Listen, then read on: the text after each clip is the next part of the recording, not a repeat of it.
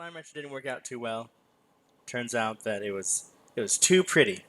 It was too pretty a game. The computer couldn't handle it. Couldn't render all the slimes. So instead, we're going to continue with a little bit more Banner Saga, which is significantly less taxing. Thanks, Lanny, for hosting me. Significantly less taxing, but just as beautiful. So, let's go. Resume. So when last we left our noble adventurers, they were in the town of Frostveller.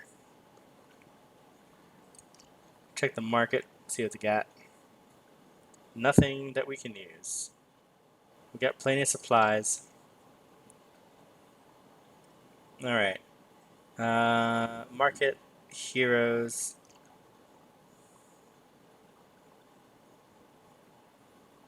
No one needs an upgrade. Oh, I forgot about how many people we lost last time. We lost, like, Gungar and Riza. We got Onef, though. He seems cool, right? Alright.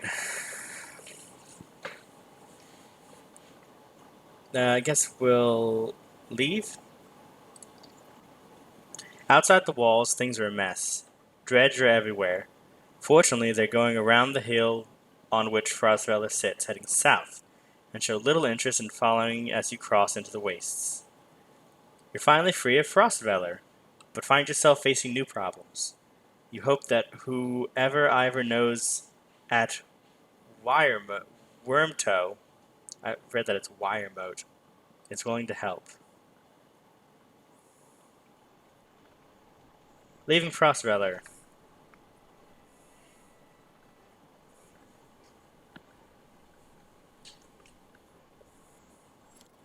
Morale declined. That's not good. Morale is weak. Why? We need to make camp right now. It's clear everybody needs a couple days rest.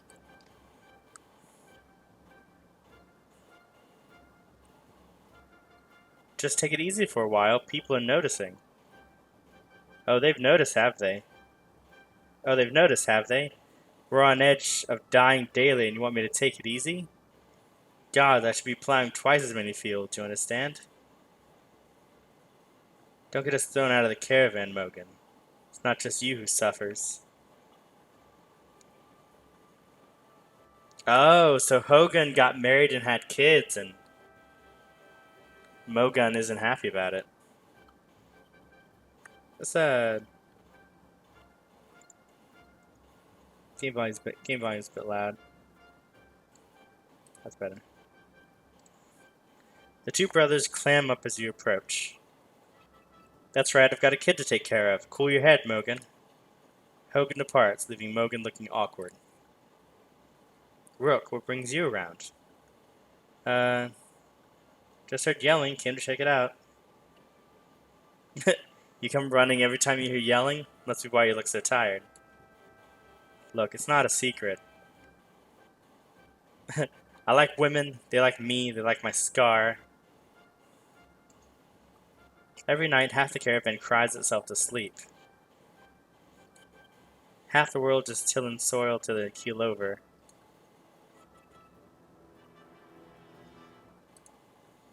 I'm not sure I agree. We're fighting to the death almost every day, yeah?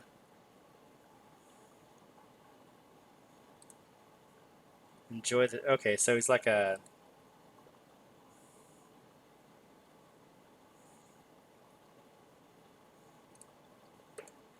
You depart, unsure whether your opinion of Mogan has changed for the better or the worse.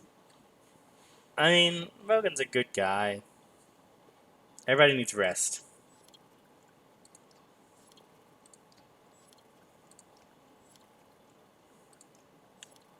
There you go. 5 days of rest.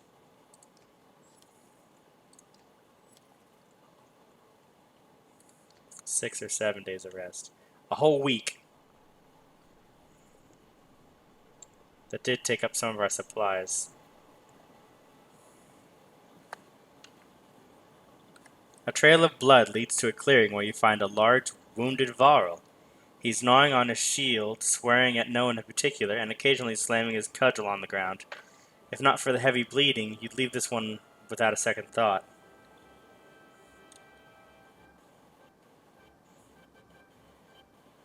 We can help if you want it. In a heartbeat, the Varl is on his feet, swinging his massive weapon. You jump clear as the cudgel smashes through the trunk of a tree. Your party scatters to avoid the falling timber. Once you recover, the Varl is long gone, leaving only another trail of blood which you decide against following. That's weird.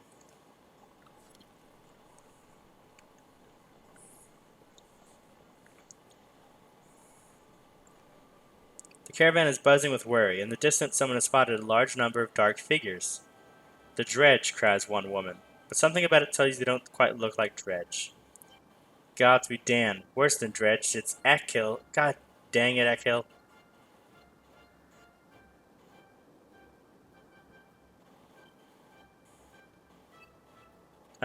Outpace him, dig in for a fight, lead a charge. Try to work things out peacefully. Outpace him, maybe? March, you shout, getting the ox moving more quickly. The caravan sets a quicker pace, and you hope to outrun them. It's been barely an hour before you realize it's futile. You'll never outrun a bunch of trained fighters on a vendetta. You stop the caravan just as Ekil and his fighters start to close in.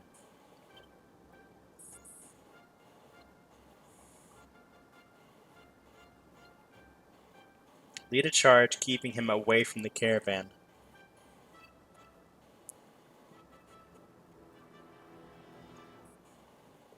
You gather Onef, your allies, and fighters and head out into the waste, weapons drawn, where the caravan won't be involved. Rook, my good friend, he says as you approach, throwing his axe on the ground. We've come to parley, not fight. I somehow doubt it. Why would I believe a word you say, you crazy looking? We're good friends, what happened? We're not good friends.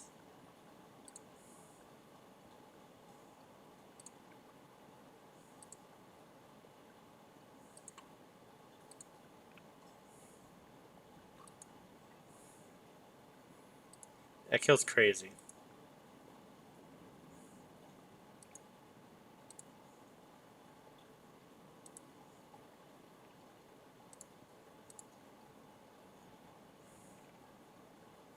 I'm doing my best like everyone else.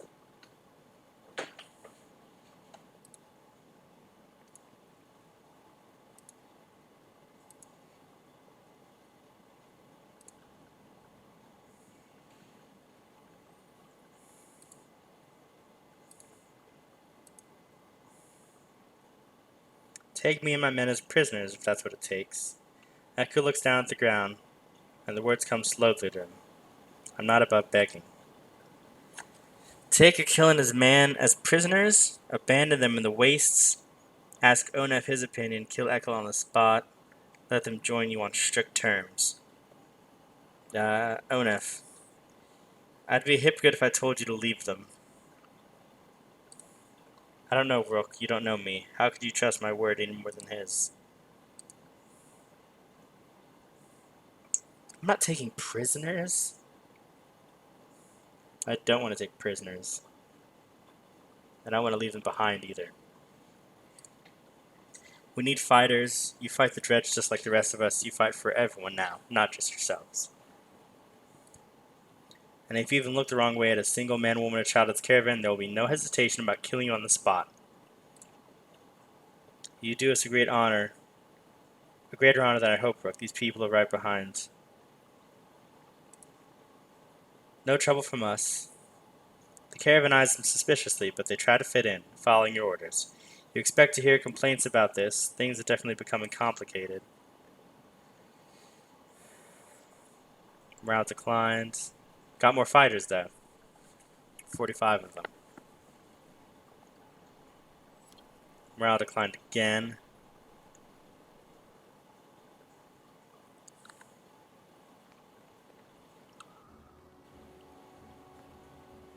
I still can't believe is this a godstone?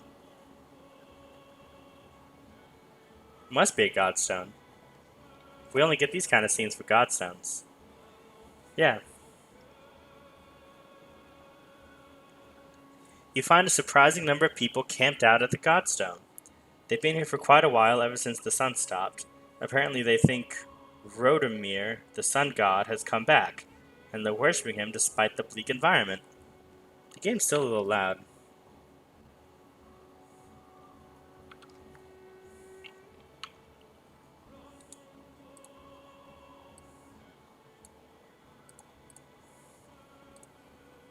They welcome the caravan, mingling and swapping stories with others while you rest. They have almost nothing of value to trade, but their leader approaches and offers you to let join in their tribute. What's a tribute?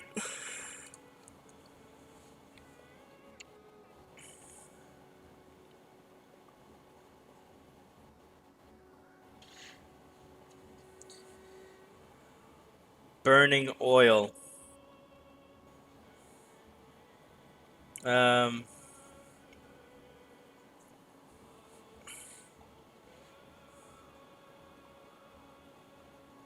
Sounds like a hallucinogenic to me.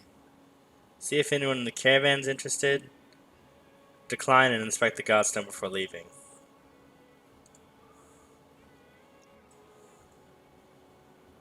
No one can really agree on what Rodimir looked like, as fond as he was of his own isolation.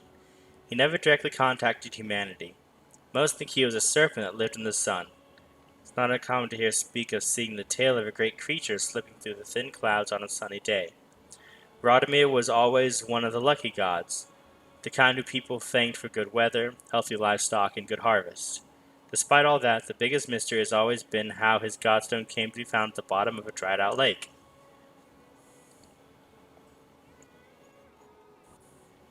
After some rest, you continue on. The sun god worshippers are keen to stay, so you pack your things and return to the road.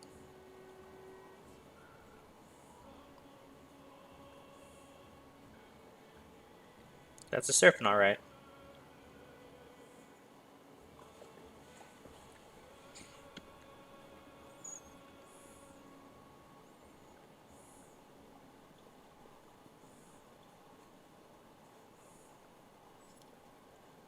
We're low on supplies. We only got 9 days.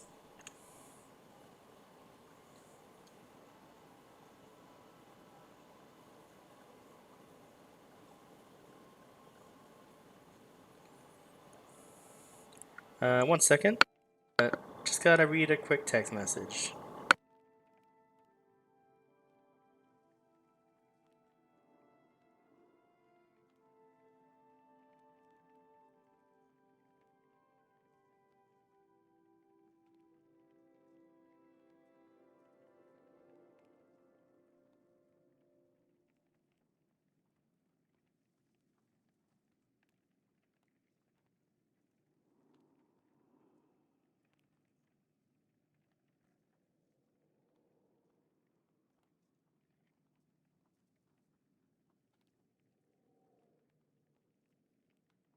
Alright. It was nothing important, just had to read it. You know, we get one of those long text messages, you're like, this is either important or it's not important. Several people have noticed black vultures circling above the caravan, taking advantage of light snowfall. They pose no threat but have a visible impact on the mood of your clansmen. The next time you look back, Odd Leaf is firing arrows into the air, which nearly tagged the birds once or twice. Get lost. No dead down here, she shouts to no one in particular. Join her in shooting the vultures. First person to knock one out of the sky gets their wish granted, you announce. Several of the caravan give it a try, including Alette, enjoying the sport and turning around morale. It's no big surprise when one of the Odd Left's blue-feathered arrows brings down a bird. Yeah, we did it. You know, says Odd Left, scanning the caravan, a lot of these women, they could do this. You can tell from the look in her eyes she's excited about the idea. I think I'm going to start training them how to fight.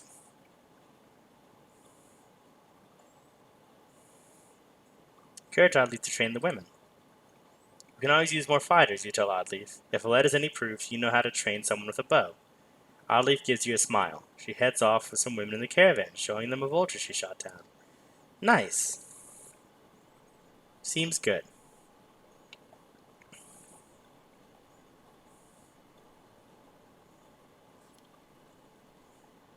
Morale declined. Harsh words from one mother to another draw the attention of the entire caravan. My daughter marries Ragni or no one. The reed-thin tramp you call a daughter won't provide sons.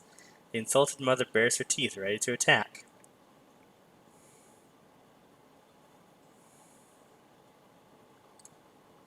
The two women look embarrassed, which turns to anger. You worry about your fighting, and I'll worry about my daughter. Both women glare at you before storming off. Not great.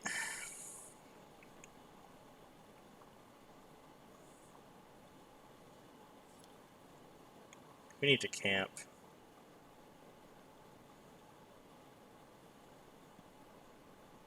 Let's camp. But that'll waste resources. Okay, we really can't afford this.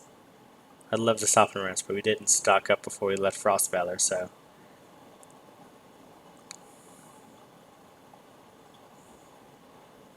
Now the map's taking forever.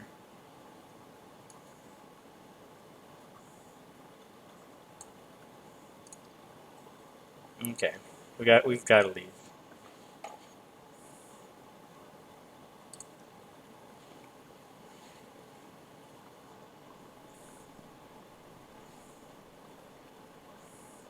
The caravan consists of more clansmen than you ever expected. Accusations of stolen chickens, missing heirlooms, and concerns over daughters' virtues are the sort of things you hear relentlessly. Even fighters complain of spreading too thin to protect everyone.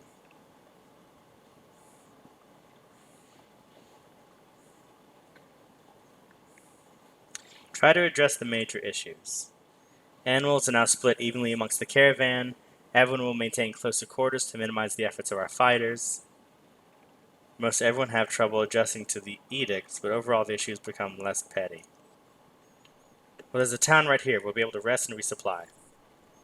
Morale is weak. Don't worry. We can get to the town.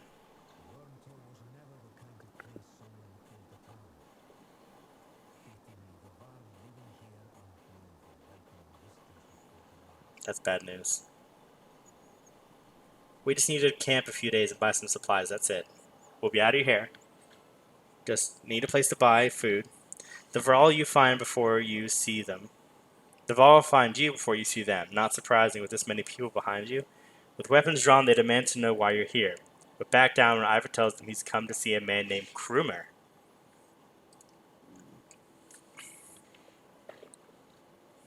Oh.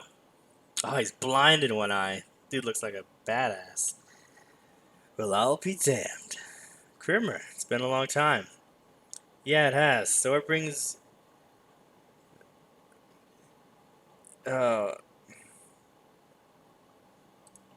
Bad news. Dredge are coming down from the north. We barely made it this far. That is dire news. Come on, we have food. We'll discuss more in the meat house. As you follow the old Varl into the meager town, you catch him quietly saying, if it were anyone else.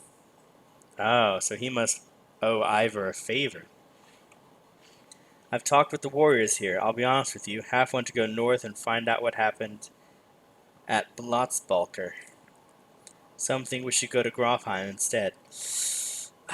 About Grofheim. It's kind of like a flaming ruin. What do you think?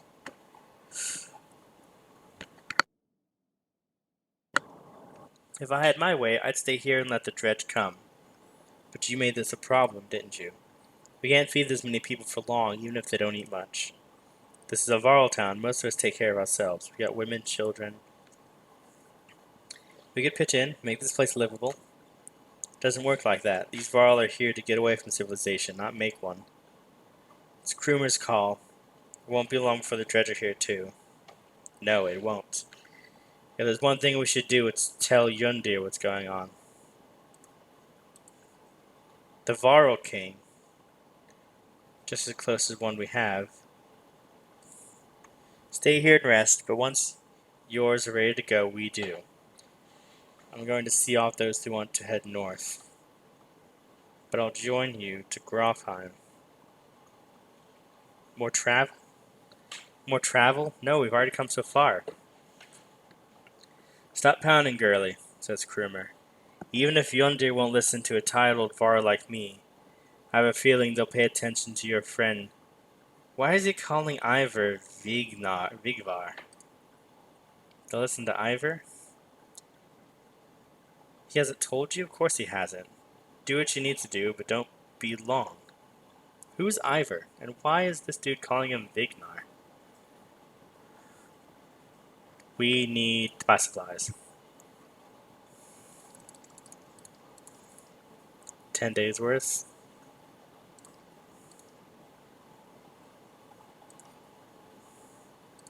11 days worth.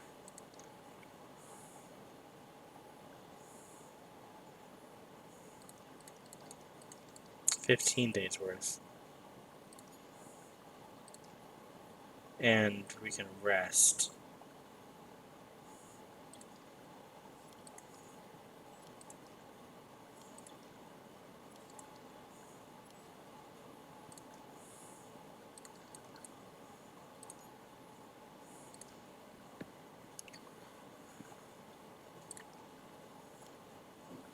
Got 10 days worth of supplies. It's not a lot.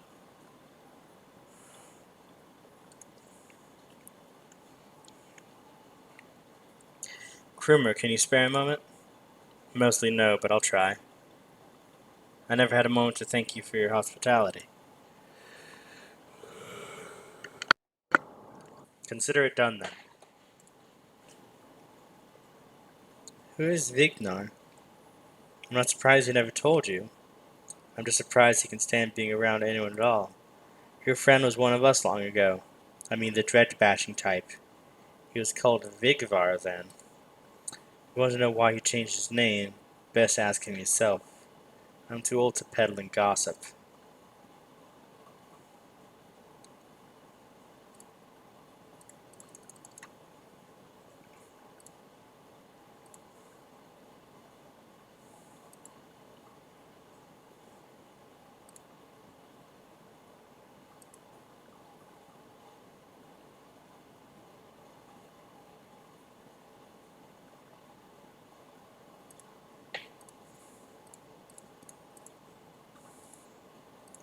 Alright, enough of that. Okay. We've bought supplies. We've rested up. Our morale is good. No one needs promotions. So we'll leave.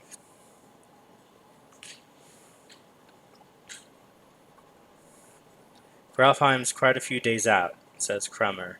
But nothing's worse than crossing the wastes, I imagine. If there's anything you might be safe from dredge, it's there. You steer yourself for another long march. Half the town of Wormtoe joins you. Hope they brought supplies. Okay, 20 supplies. Which means we have 12 days of supplies now.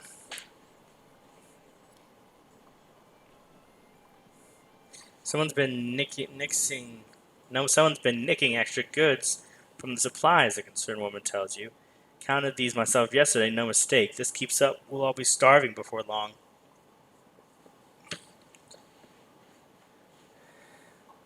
Posed a few extra guards to watch supplies. To deter any further theft, you discreetly place some trusted guards by the caravans. You hear a few people casually point out the extra manpower. No one seems to raise an alarm for now.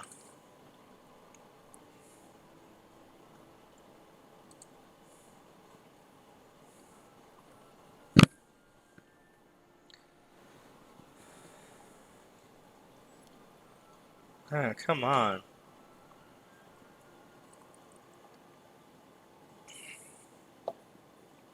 While walking, the words of a mother's song reach you. It's soothing, nuanced, and about your current journey. When she finishes, a man begins a tale of his own verse. The woman quickly responds with another poem, and the entire caravan slows to listen to the entertaining competition.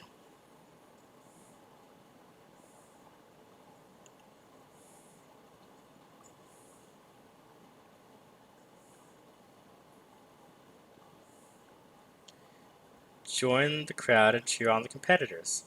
The man's response is an upbeat poem which questions the mother's cooking. The caravan explodes with laughter, and the contestants continue amiably for another hour or so. You hear snippets of the poems along the trail the rest of the day, the words changing slightly each time. Morale improved. It's always time for a little song and dance. You haven't seen Alette for much of the day. When you do find her, she's returning to camp alone from a fair distance away, looking rather sullen. She keeps her eyes on the ground as you approach. Sit quietly beside her. I feel like things are changing so quickly, she eventually confides. It's not just that, everything is going so wrong. I've been talking to Ekil a lot. What has he been telling you? He and Onef are kin. Ekil had a sister who married Onef, but she died a long time ago. They've been bound since, but then Onef left without him, just left him behind without a word. Confirm Ekil's story. Eventually you find Onef back at camp and relate the story. Is that what Ekil told you? Replies Onef. It's true about his sister. She died of a fever when we were just married. Surprised he opened up like that. So I left him in Frostweller. He'd be fine one day, ready to kill his own men the next.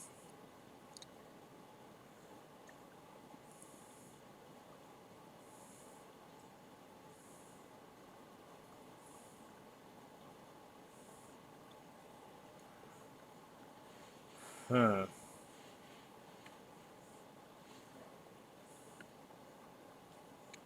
Let the issue drop. You feel certain Alette got the message. Instead of stirring up more trouble, you decide to let the issue drop. That's probably for the best.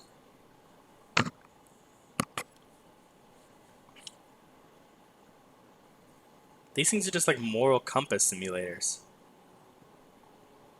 Very wondered if you had like a good moral compass, just play this game. And if things go, is this another godstone?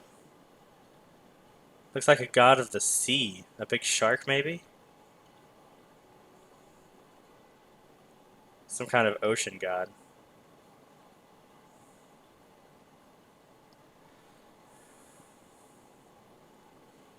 The godstone of Marek looms into view. Upon it carved a great ocean beast. Jagged stones jut out of the snow like shark fins. It's hard to imagine the Nordfelling waste being filled with water at one time. But the godstone stands a reminder of the vast lake it used to look across.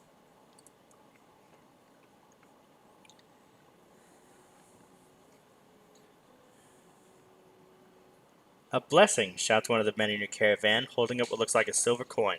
It's a fish scale, he says, pointing out the rainbow pattern that shows in the sunlight. Soon a curious child has found another hiding in the snow, and then a third is discovered. Nice. Perhaps they'll bring us luck, you overhear. And before long, the caravan has become obsessed with gathering the shiny scales. Cuts them off after a reasonable amount of time. When you wake to find people still searching through the snow and shrubs, you call it off. We can't spend another day here, you tell them. Be glad for our luck you found. Let's go before it runs out. They fret and moan, but eventually you get them back on the trail.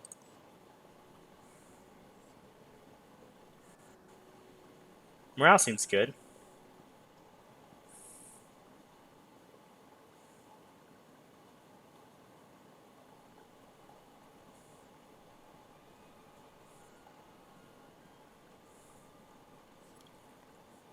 Oddleaf calls you over, grinning. A row of women holding bows, of different age and experience, line up before a row of trees in the distance. They fire, doing an impressive job of hitting the trunks.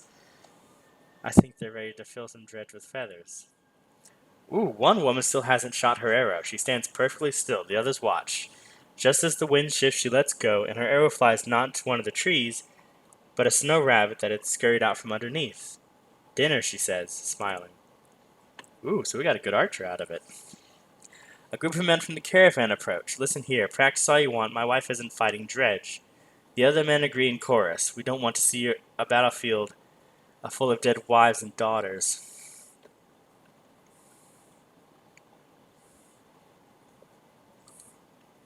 The men argue their point, but eventually relent. Thanks, says Oddleaf. To be honest, it was harder than I expected. But the more people who can hold up their own, the better. The women return to camp, not just as clansmen, but as fighters. Nice.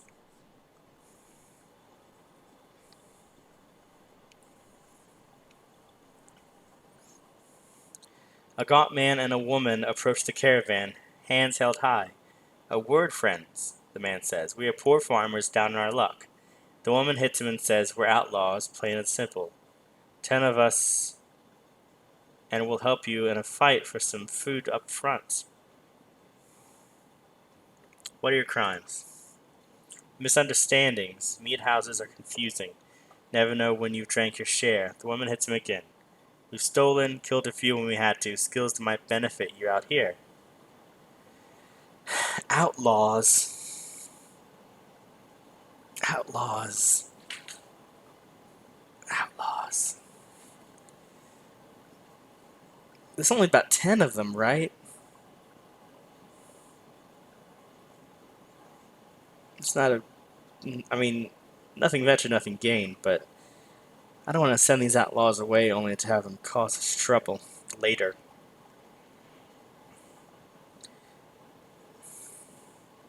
Sounds like a bad idea.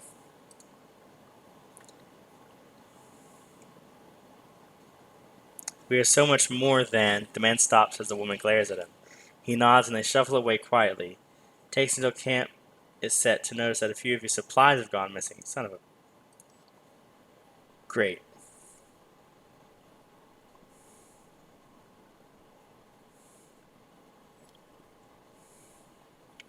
We only have 7 days of supplies. We only have a week worth of supplies left. You hear a whistle on the wind and spot a long line of Varl up ahead, heading towards you. Behind them is a swarm of dredge and a trail of bodies leading off in the distance. "Get down there," barks Krumer. "Down here?" "Don't let them spread out," shouts the lead Varl as you approach the battleground. He looks familiar. Soon you almost regret finding yourself fighting alongside them, facing off against a daunting number of dredge. Dredge line the battlefield, weapons drawn. 139 of them. It's not too many. Formations. We can take them. I mean, we don't have as many Varl as I would like. Oh, Krumer and Fasalt. Hogan, sorry. Fasalt, get in here.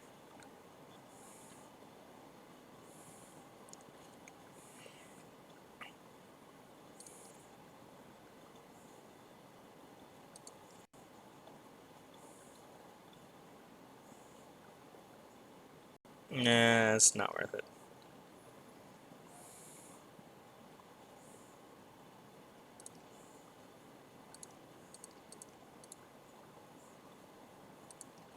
Warrior's Oath.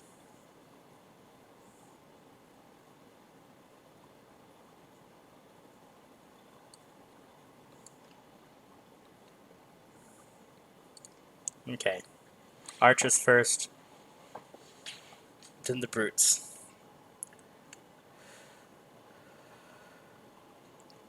Not that many. None of them are very heavily armored.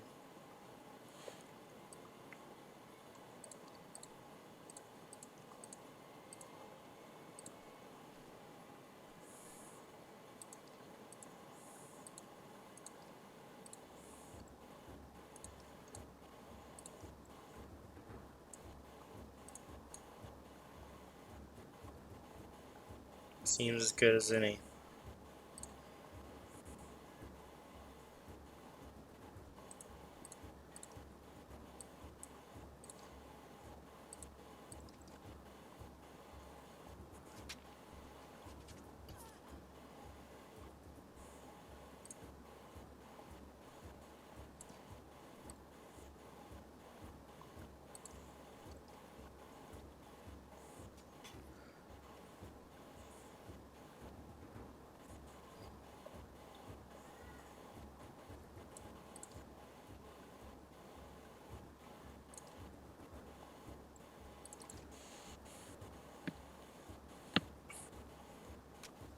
Shatterstones.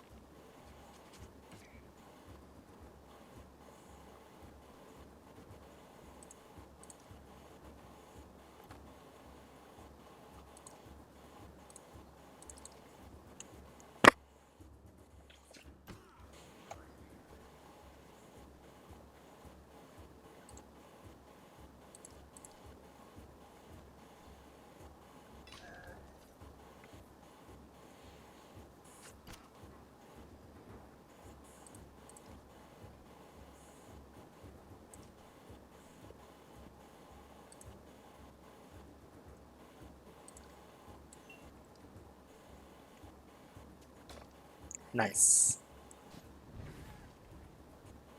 You're fine.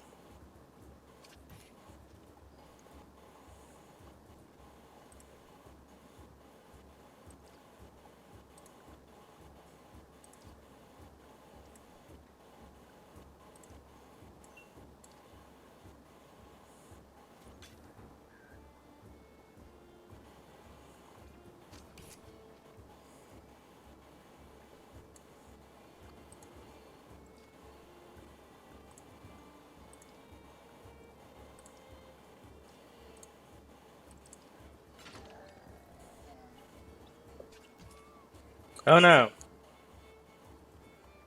She's fine.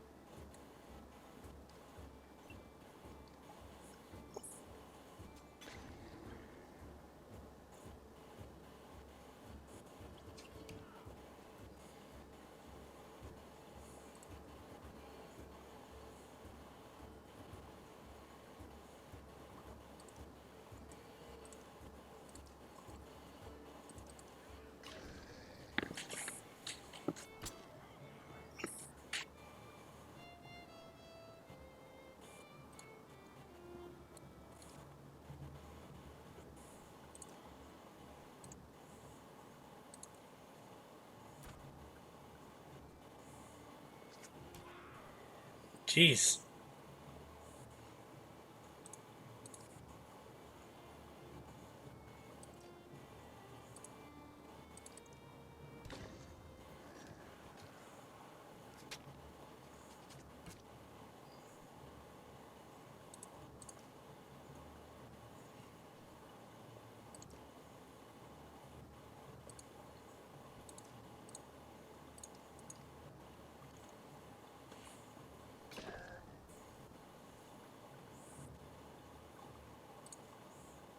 Nope. Pull back.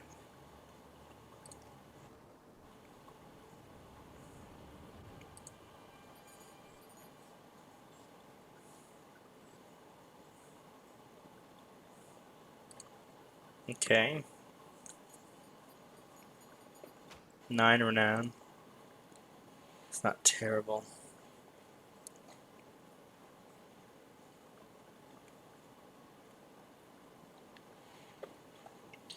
Isn't this a damn curiosity? The second time I've been sent to find a Varl who's heading my direction with humans in tow. What are Dredge doing up here? Gods. Does nobody know what's going on around here? They leveled Grobheim to the ground. We've been losing ground for days. John Deere's in whatever that is.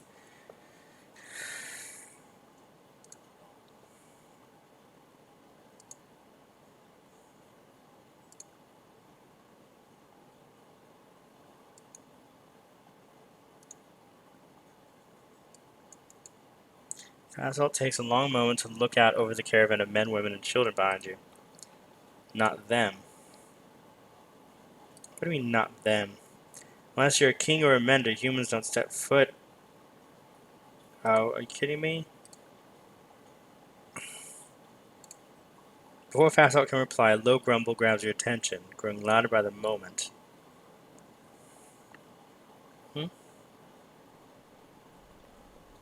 Even though it's beyond sight, all eyes are turned in Grofheim's direction as the rumbling becomes deafening, transforming quickly into a cracking and splintering. It comes closer.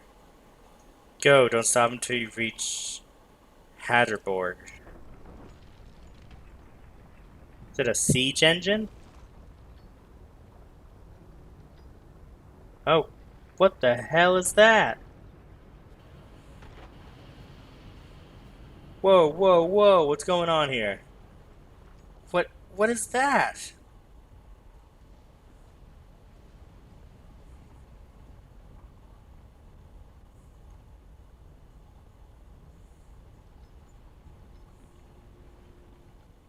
I don't know what's going on here, but I don't like it.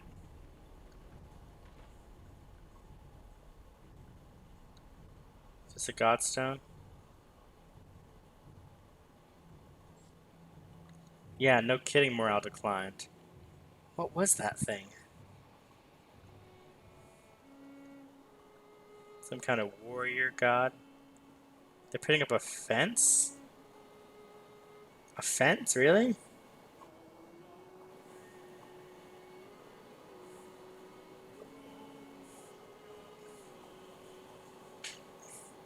After 3 terrifying days of tremors, you reach the godstone of Hatterborg, which is teeming with Varl who want to know what's happening. Others busily make makeshift defenses and set up around the godstone. Oh, Hatterborg is the creator of the Varl.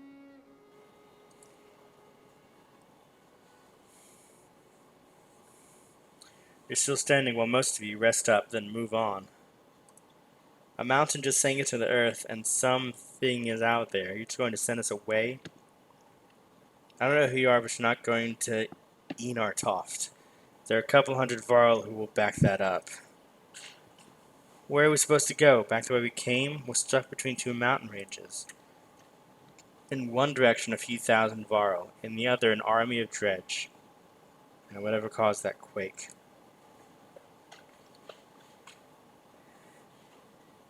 Enartoft is a Varl city. That shouldn't be news to a Varl.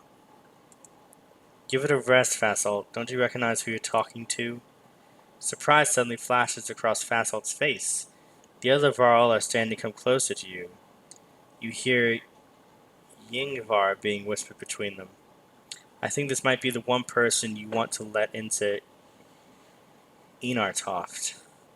Who is who is Ivar?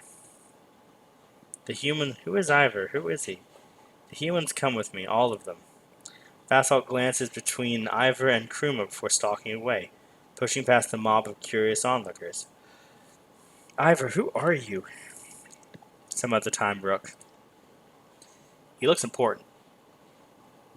Is he like a war hero? You spend the rest of the day recovering. Varl come and go in packs, and most of the chatter is about the quake that sank the mountains into the earth, or the dredge that's still on their way. You hear rumors that a massive chasm opened where the earth split.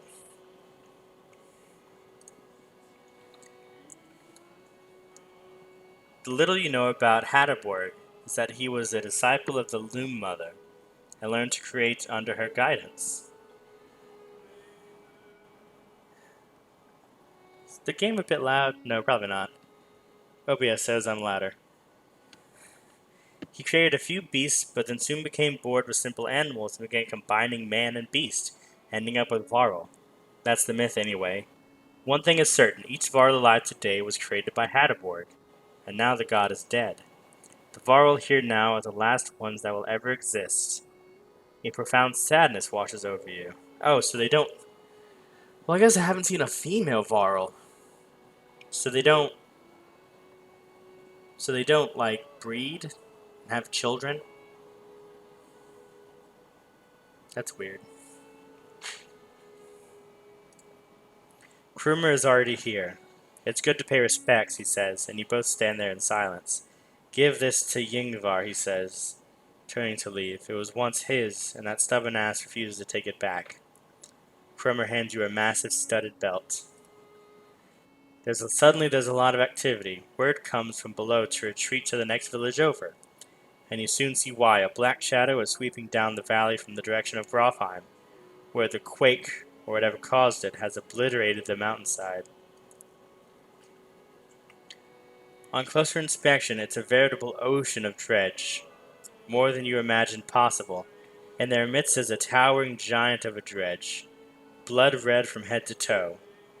You gather your things in short order and join a good many Varl leaving the Godstone behind. Gained an item of the belt. We'll have to give that to Ivor. If he can wield it.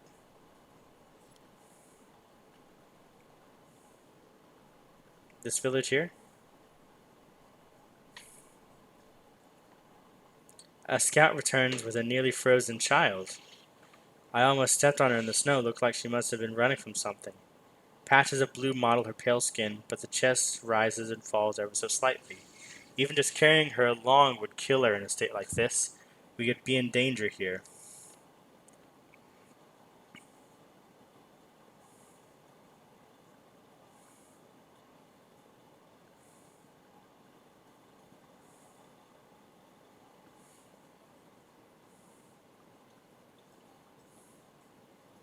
Even just carrying her along could kill her in a state like this.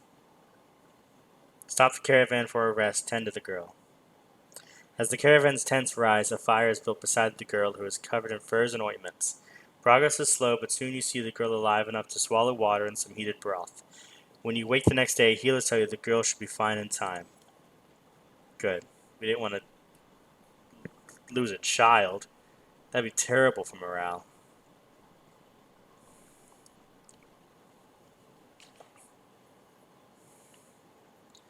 Ivor tells you we can't stay here long. It will take 3 straight days to cross Burra Pass, so stock up. There's no stopping once we leave. Dad, says Alette, appearing by your side. I liked old Ivor. Somewhere in the back of your mind you feel the same way.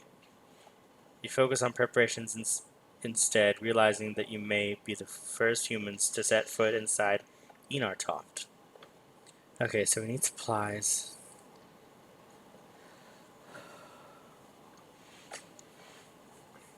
Oh, promotion time. I don't have.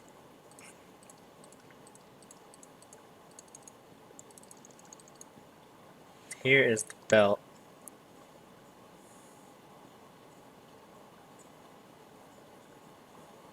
No one can wield it. I can't afford to promote you people. I have to buy supplies. It said it was 3 days, right? But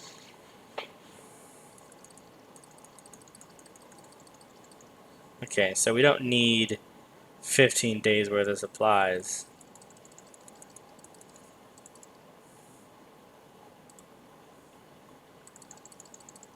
We could use 10 though. Okay. That's 8 renown. I can bring someone up to rank 2.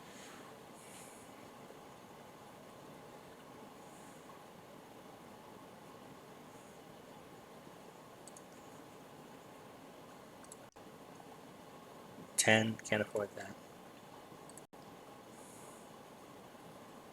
I want Oddleaf to do a thing. Hogan and Mogan. Hogan, let's promote you, buddy.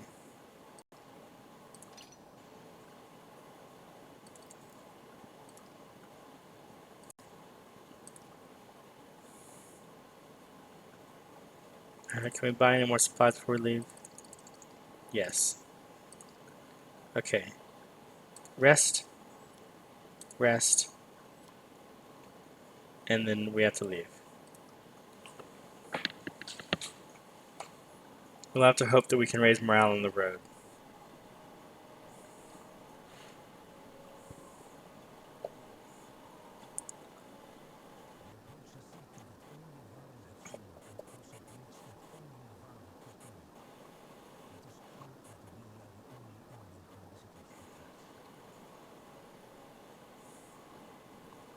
Ivor said it took 3 days to cross this bridge.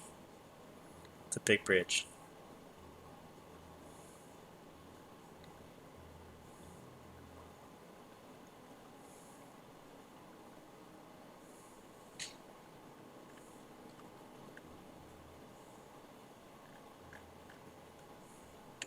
They got Enartoff. I guess.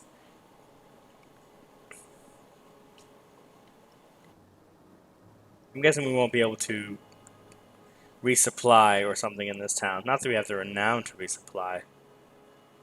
So much renown. Ooh. It's a lot of Varl. Like a lot of Varl.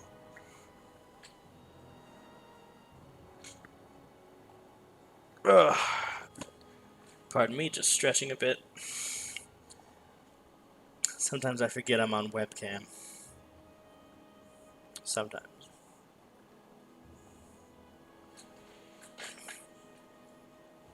It's quite a bit of Varl. Never seen so many.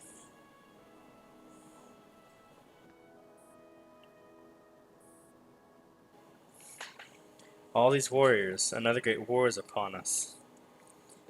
It is the third time I have seen such a thing. There are far fewer of us now than there once was. Kuruma heads up the stairs to the great hall and returns shortly after speaking to some Varl. What did they tell you? By all accounts, the Dredge are coming here. Looks like they plan to end the Varl for good this time. This place will become a killing field soon.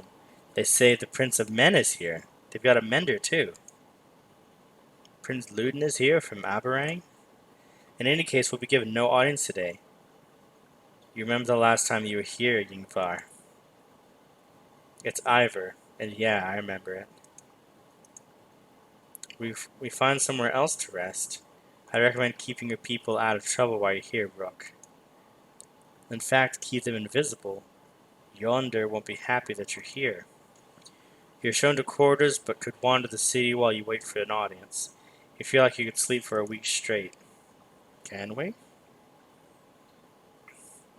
We've got a heroes, rest, market, map. We don't have any renown. We can't buy anything.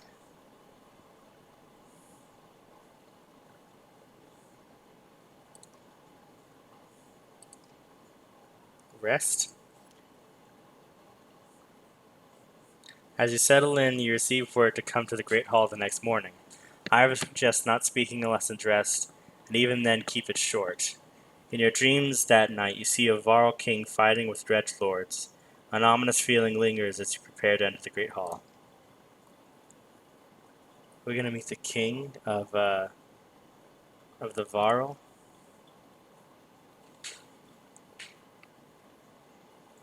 He looks like a king, all right.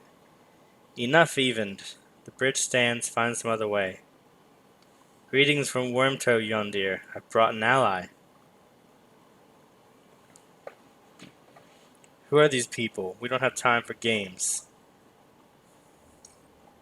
Wait, I know you.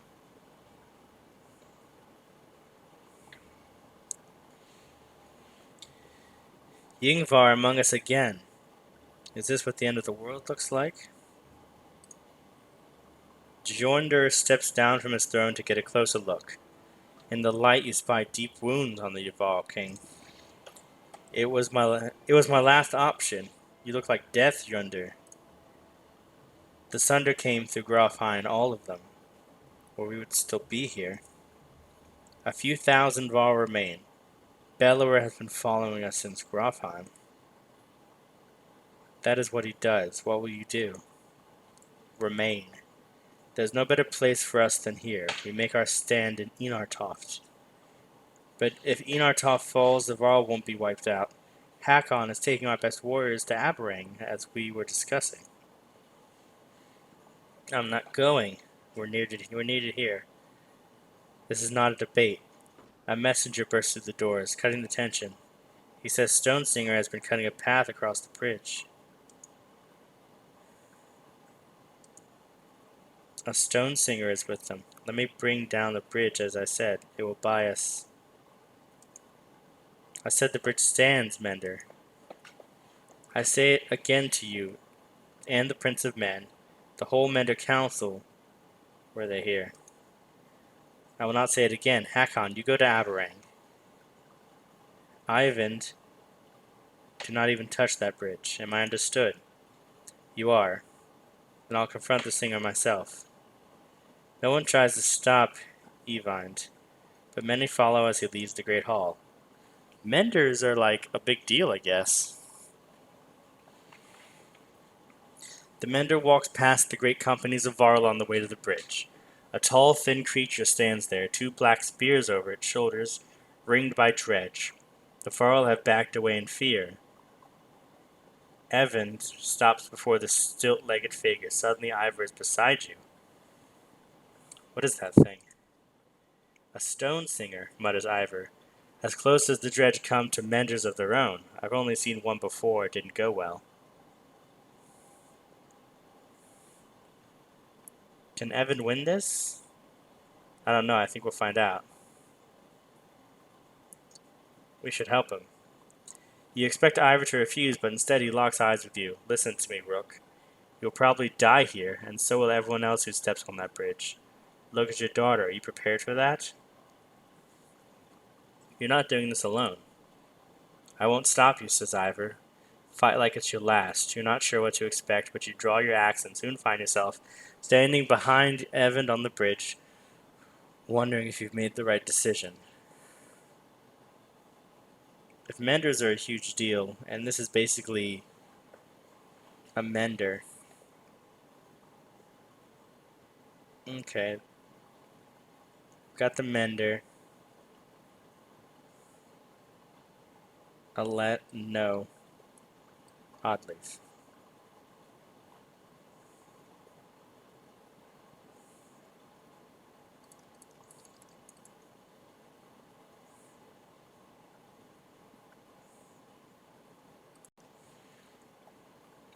Rank 5. Impressive. With the mender on our side, this shouldn't be too difficult. I think. I don't know what menders are all about, but he's rank 5.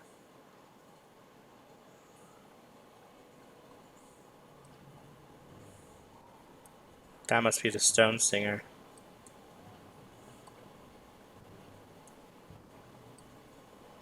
Okay, so Arch is up front,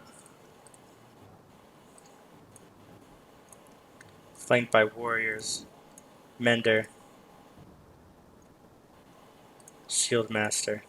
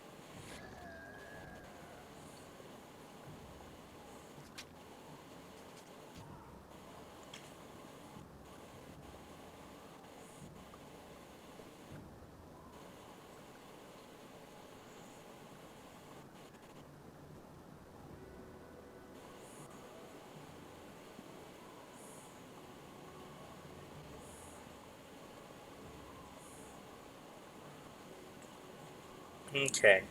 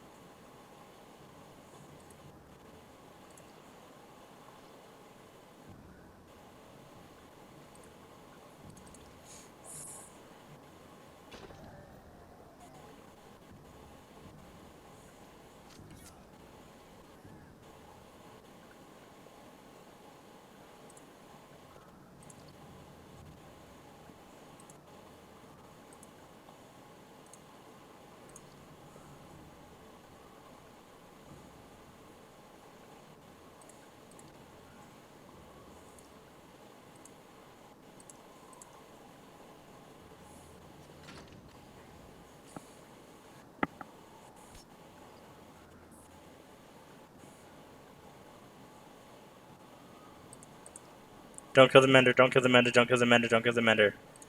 Don't kill the mender, don't kill the mender, don't kill the mender. Okay, great. Okay, great. That's what I wanted to happen.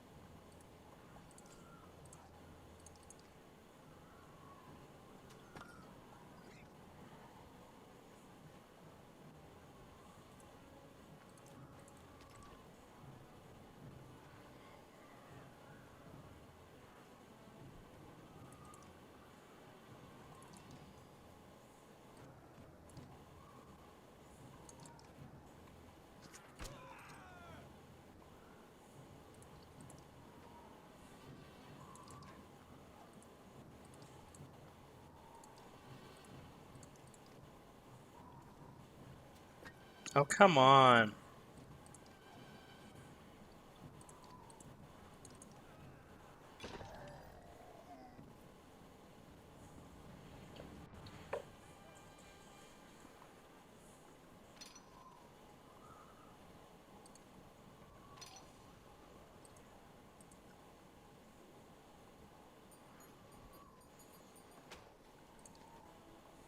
The stone singer falls hard.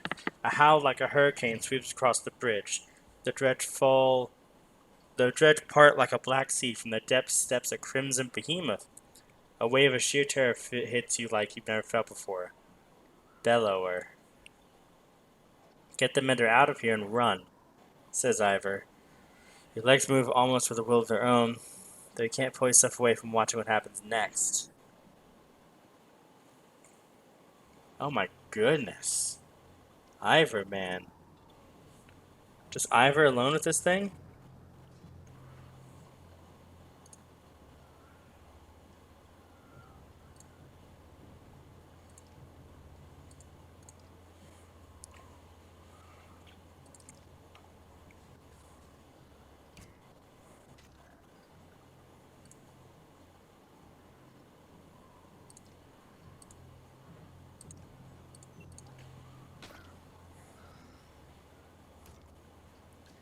You can't do this, Ivor.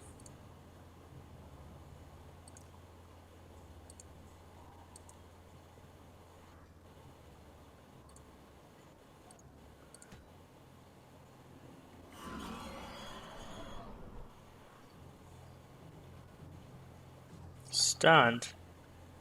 Jesus, Ivor.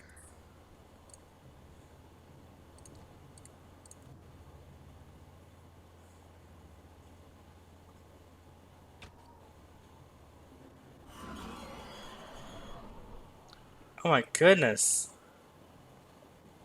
Ivor.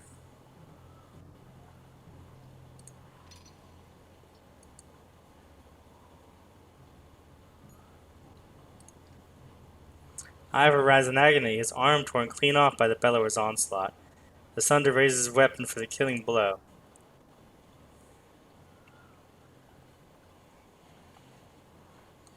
Sunder face me, screams the uncertain Evand. If Ivor couldn't do it, what makes you think you can, Evand? I mean, aside from the fact that you're a mender. Oh, great. There's that thing.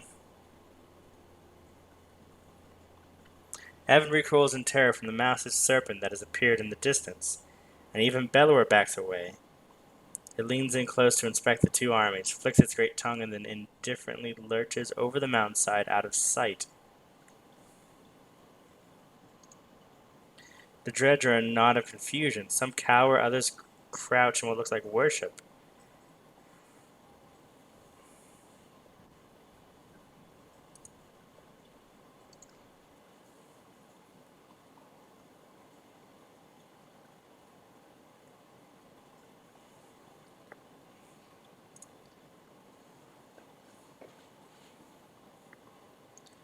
Can you save Ivor?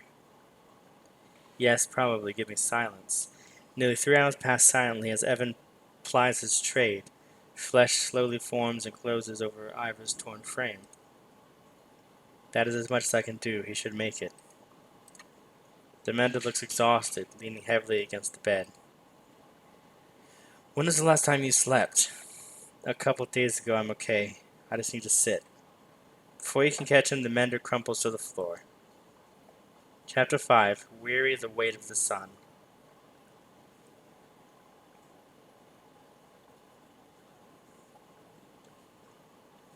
Whoa.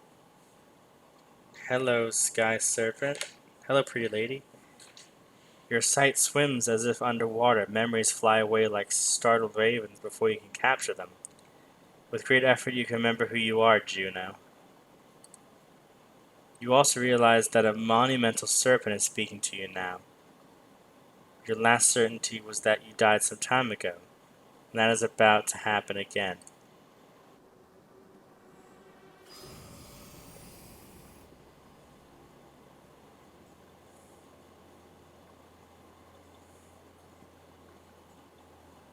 I'm confused.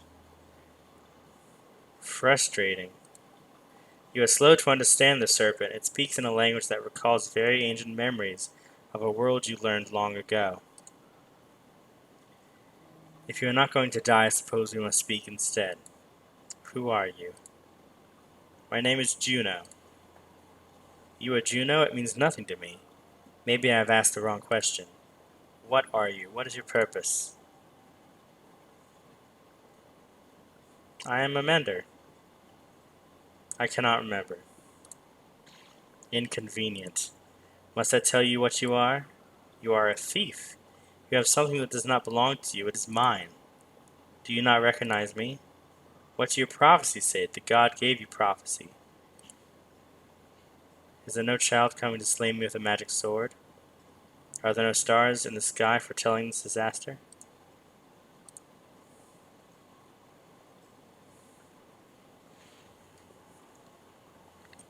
Gods are dead. Are you a god? No.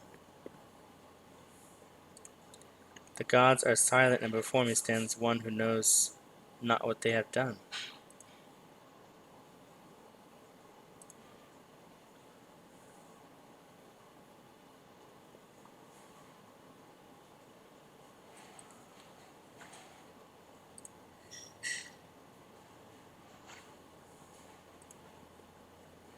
The dredge.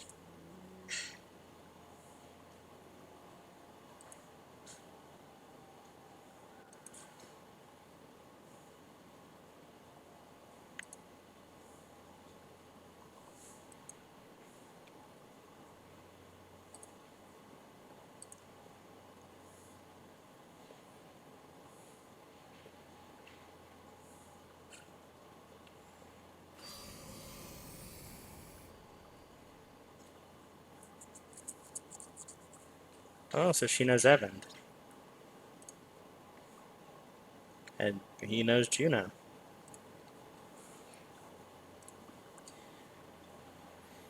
In Ridgehorn, I think a serpent was trying to kill me.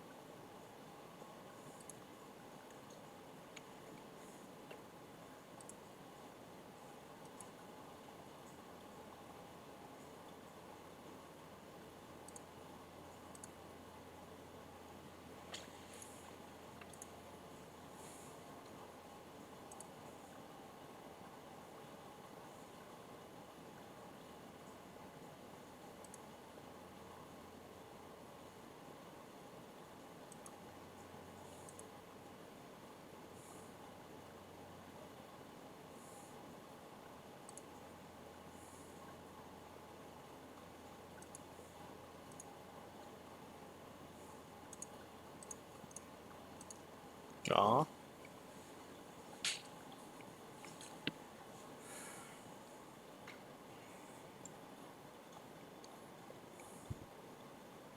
Spent a lot of time next to him since he passed out.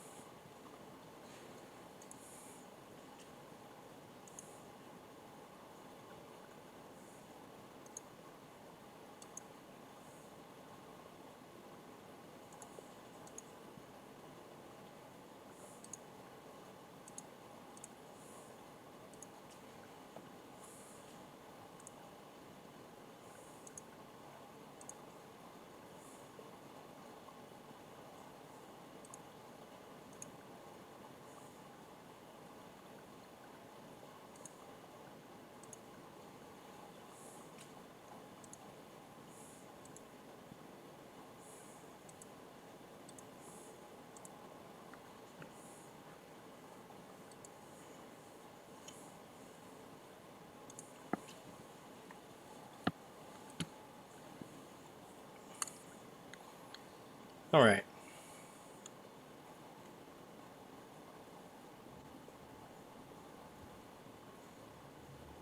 Destroy bridge. Leave. Great Hall.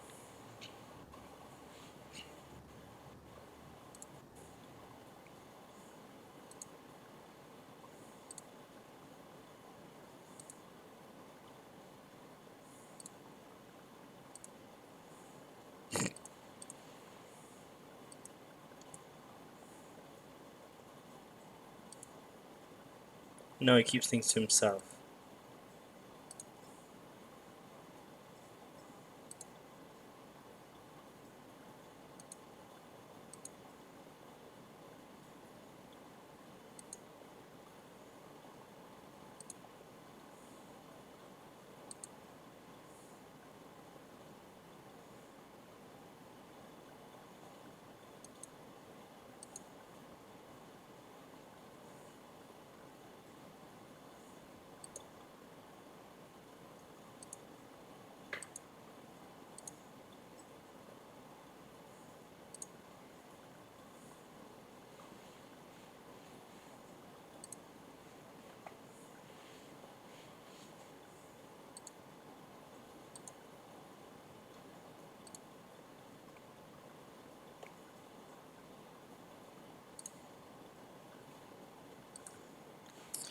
Okay, so destroying the bridge seems like a bad idea if I want to make an enemy of the Varl.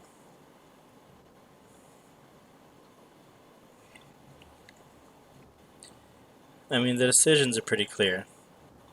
Destroy the bridge, make the Varl mad. Leave, the Varl will die. Fight, we might all die.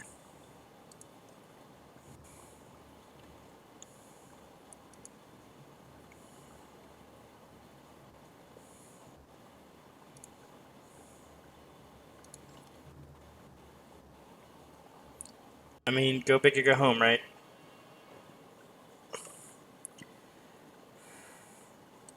Fast alt. Crummer. No, get out of here.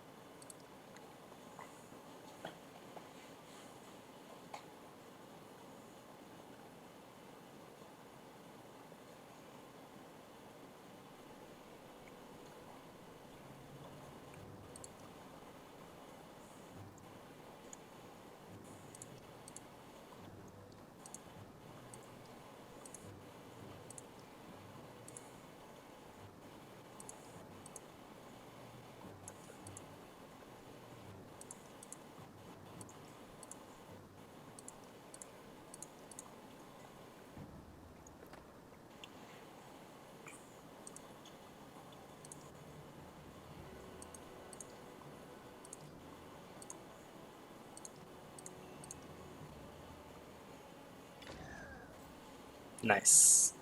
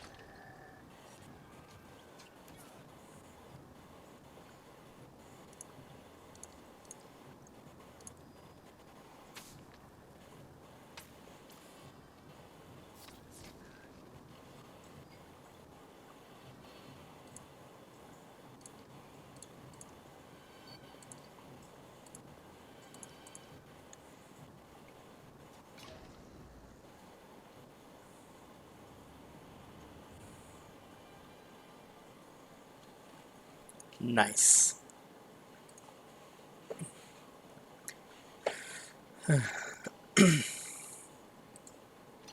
Oddly, if it's finally ready for a promotion.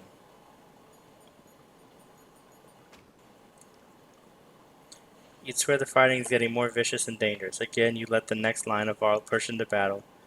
You don't dare to risk it anymore.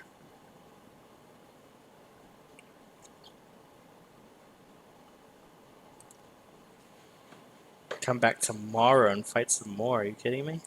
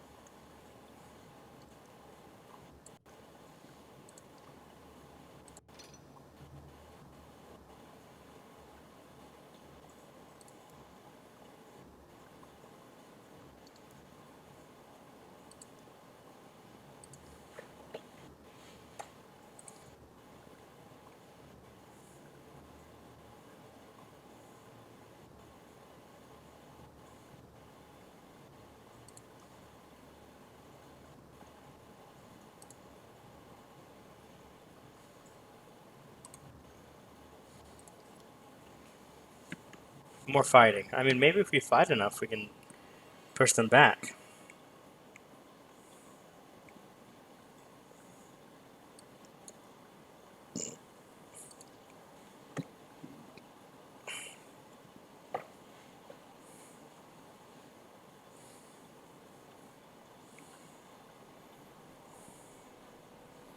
Okay.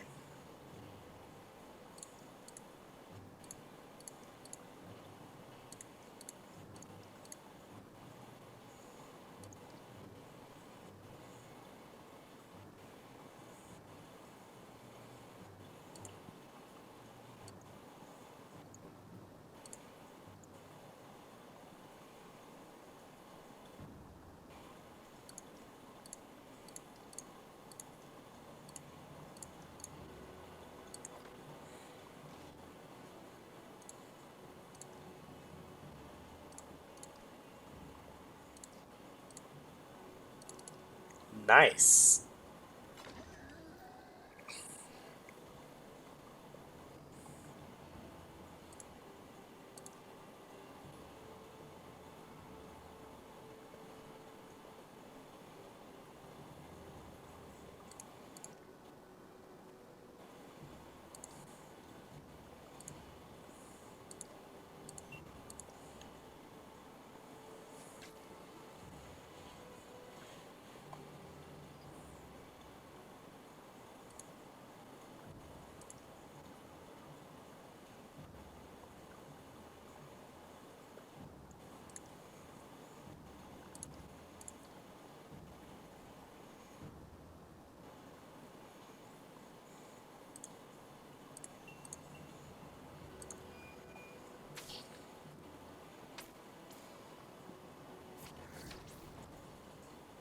Nice. That one's almost dead. So is she.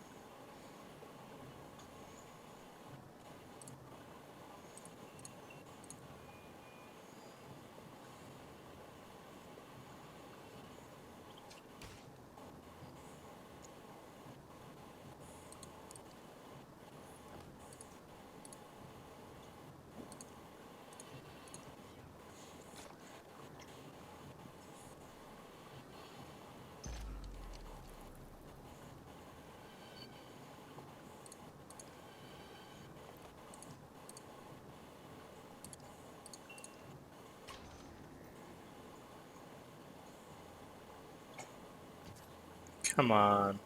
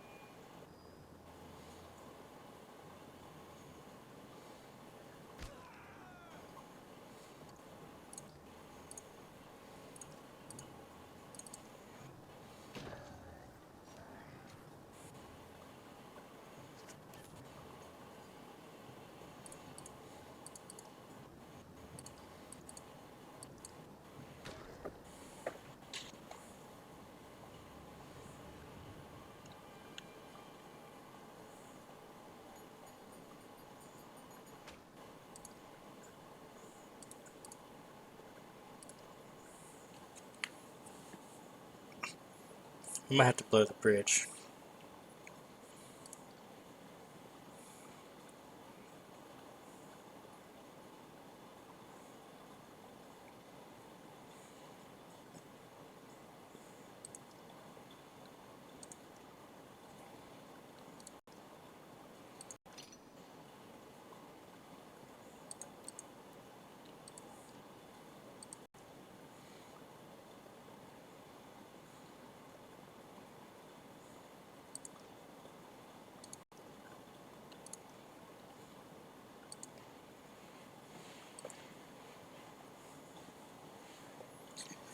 We seem to be winning pretty consistently, though.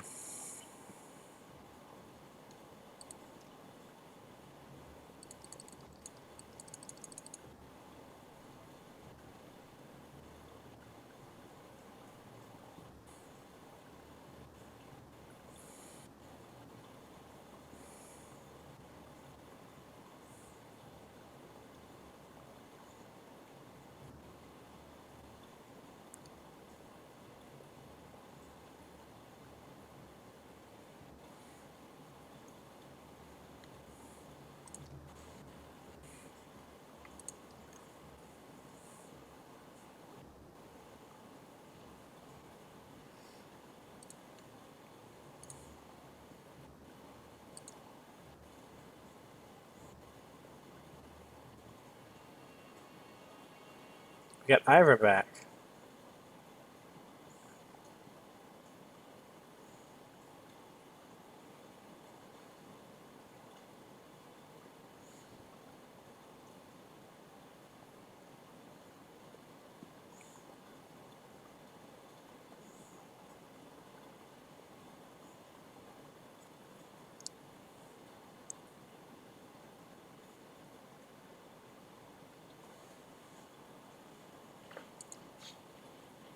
He looks worse for wear.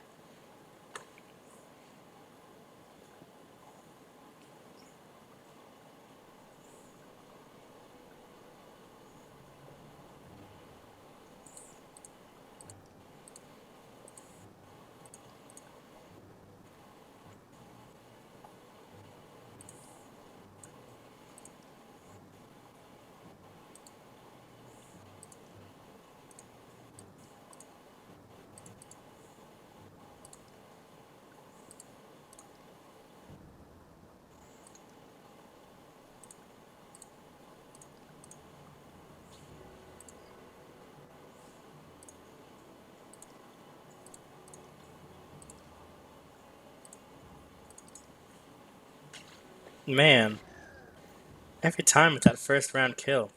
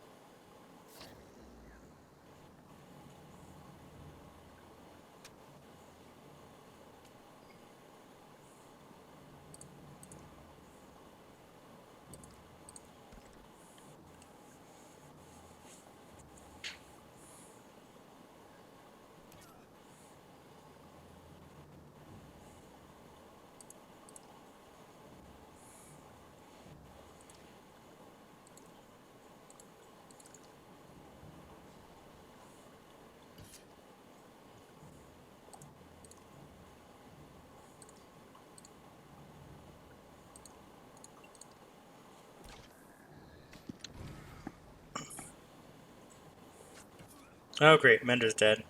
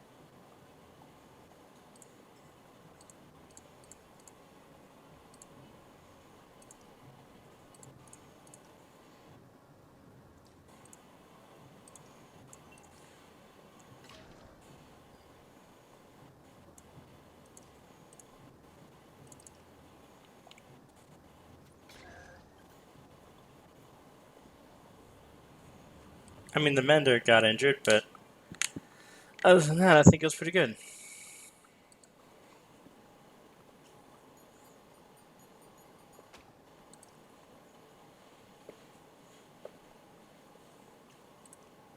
Oh, so after 3 days of fighting, Ivor's like, enough of this. This is getting us nowhere. The fight cannot be won.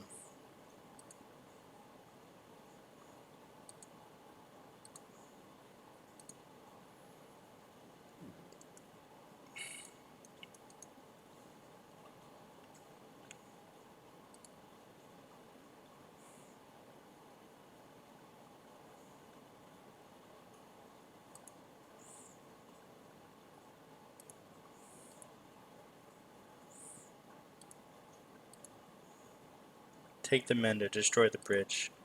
Do it and leave. Take whoever would join you, and do not return to my city.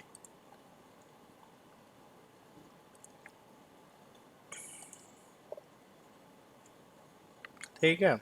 I feel like we did good.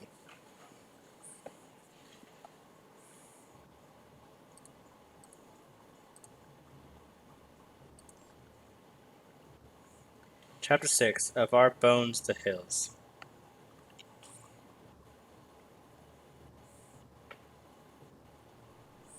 Bridge destroyed.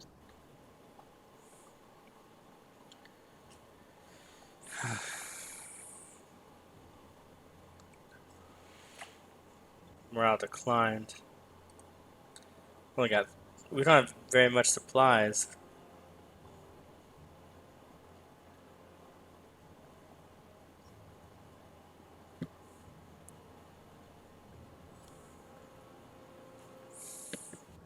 More supplies missing, the woman by a wagon says.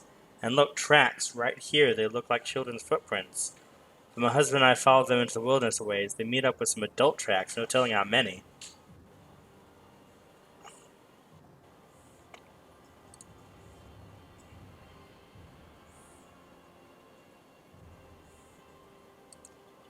We're out of supplies. That's it. We're out of supplies. We have no supplies.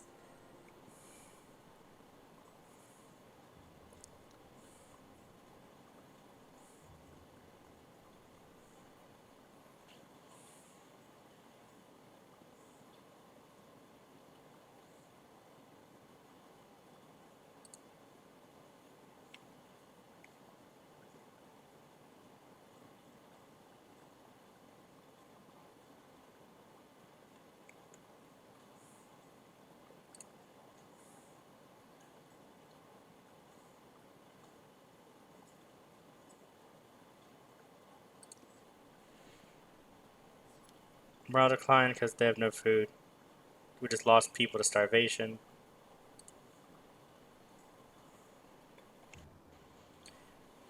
It appears that large figures following from the direction of a caravan of Varro. Ubin!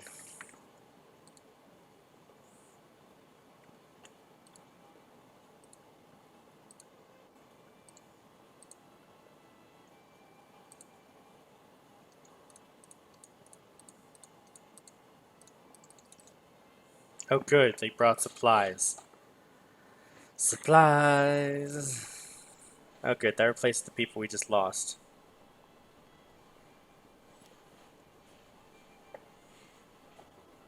Can we make camp and promote some people?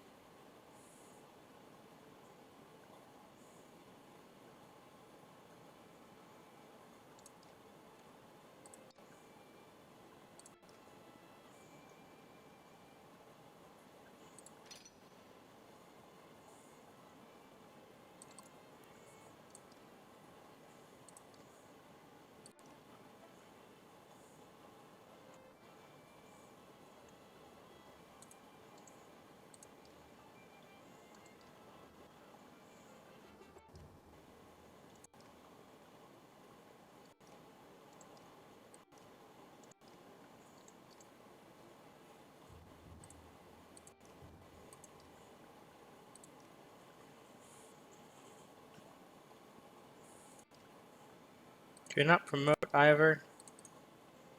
Guess not. Probably because he's only got one arm.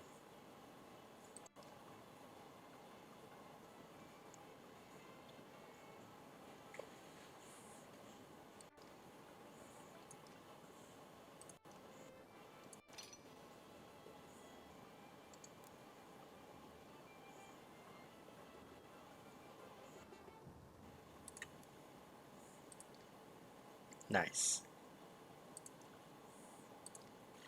Now we're stronger. Stronger. Gotta leave when I have time to rest.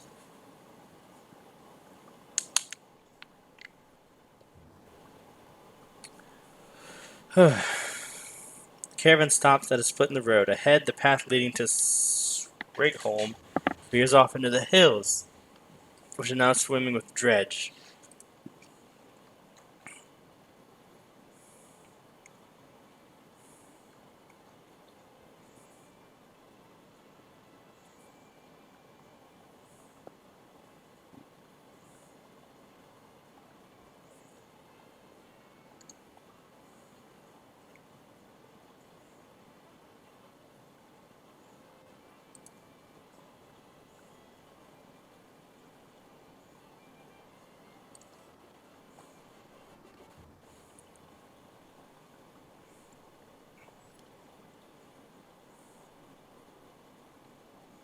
Is this a settlement?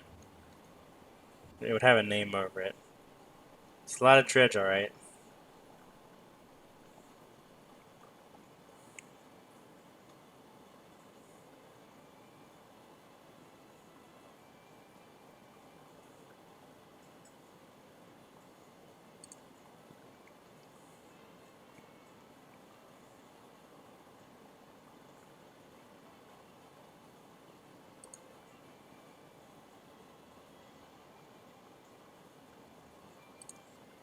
Come on, we're not stealing from people.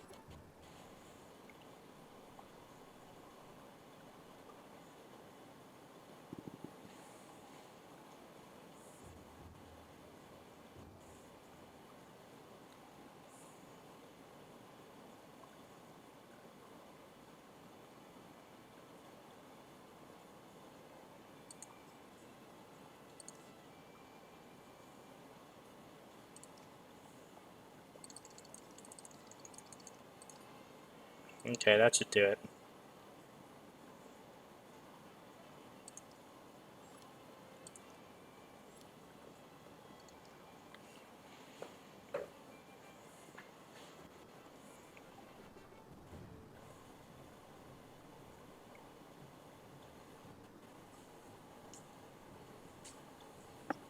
Look at that, shouts one of your clansmen. The caravan stops to watch the dredge pooling into the village you just passed through.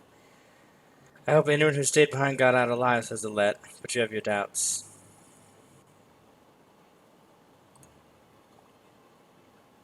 Nid, the archery student of Oddleaf's, who you recall deftly shooting a snow rabbit, is firing down the hill.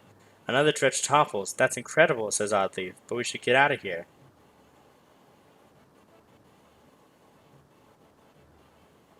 Oh, that's right, let's go. Got a new archer, nice. Oh, come on, weak morale.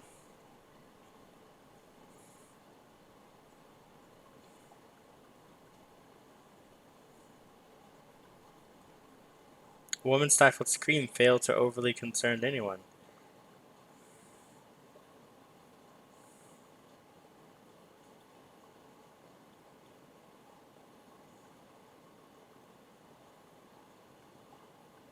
Call for a day of rest and celebration. There you go. Needed to improve morale. Now morale's already down. You people suck. Like, really suck.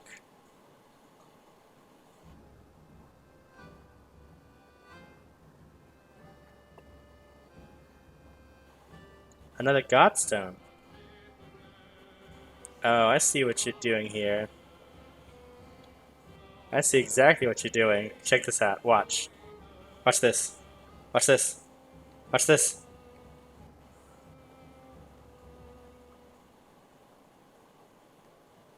Check that out. That's cool.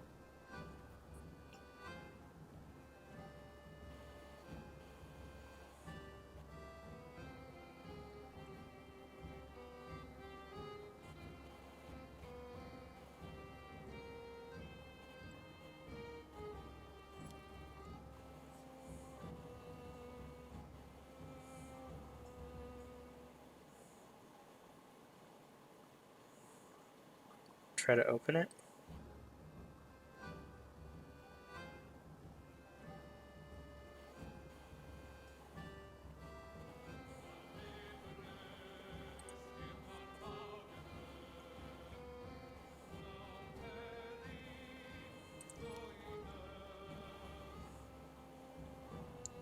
Really? Wow.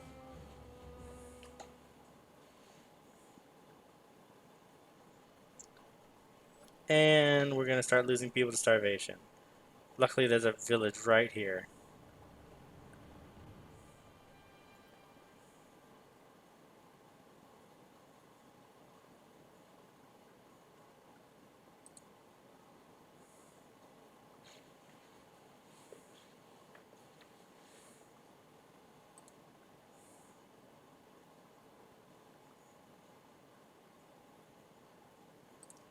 There you go.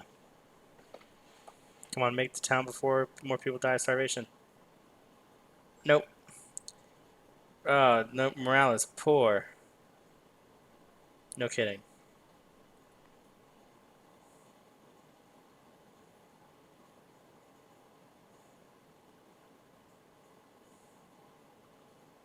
Check it out. We need supplies. Oh my goodness.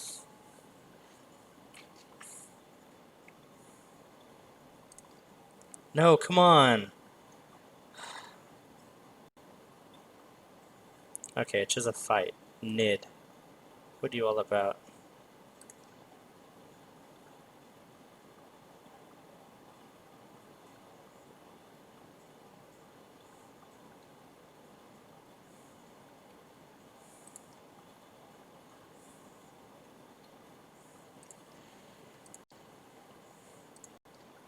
We could use another archer.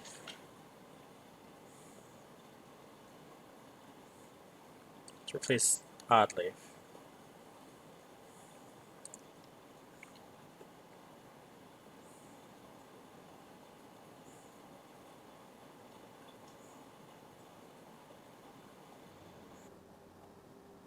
Okay.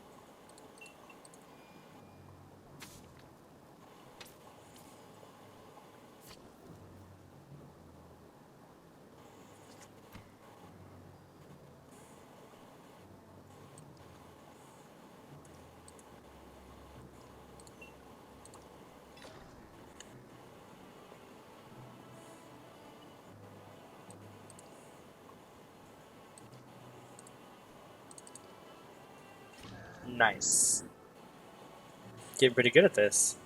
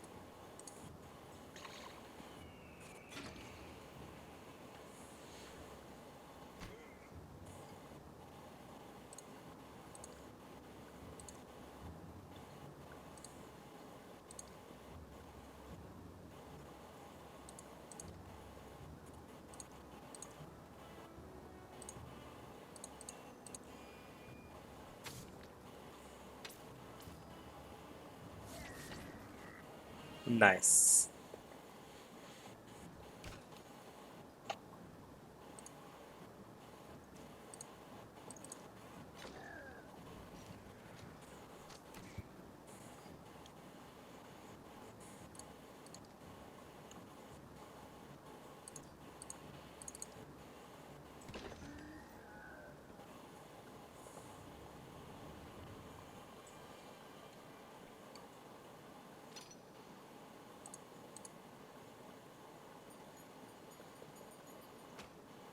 Ten renown.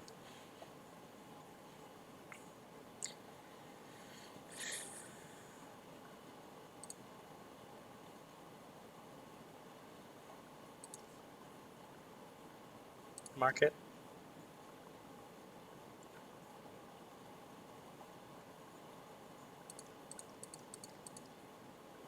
$7 worth of rations.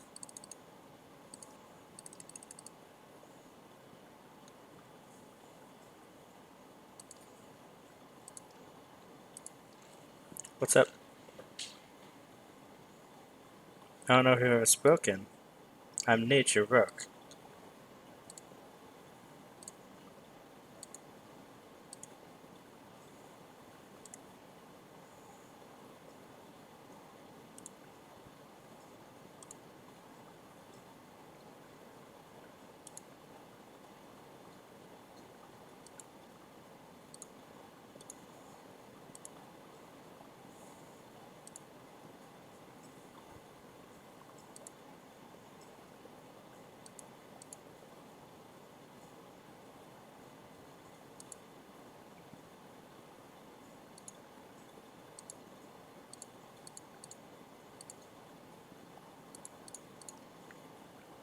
I like her, she's nice. She replaces Riza, the witch archer that we lost tragically.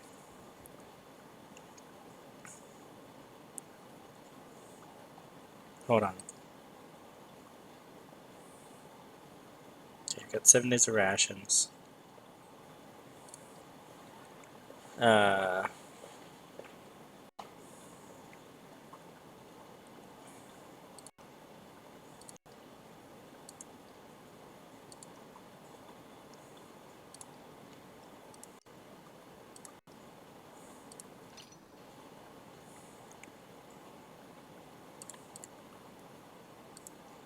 okay.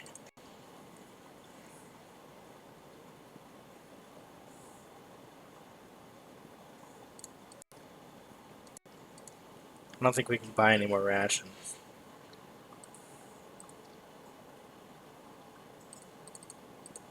No, we sure can't. Rest?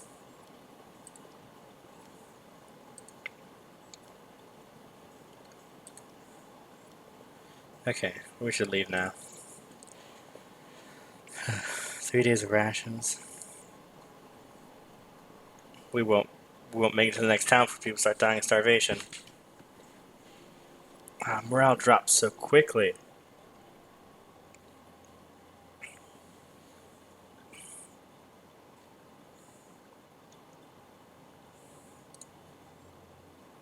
God damn it. Okay, that's fine.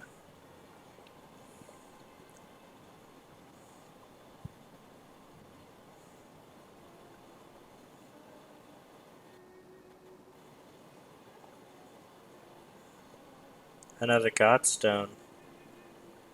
Was a man? Like a ninja.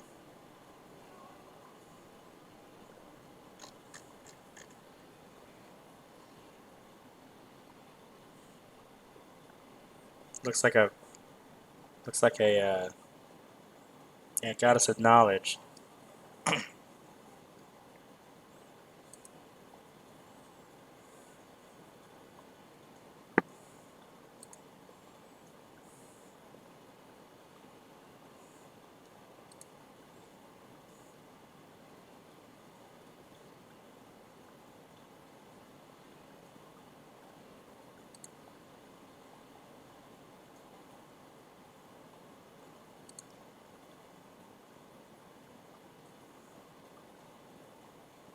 believe it.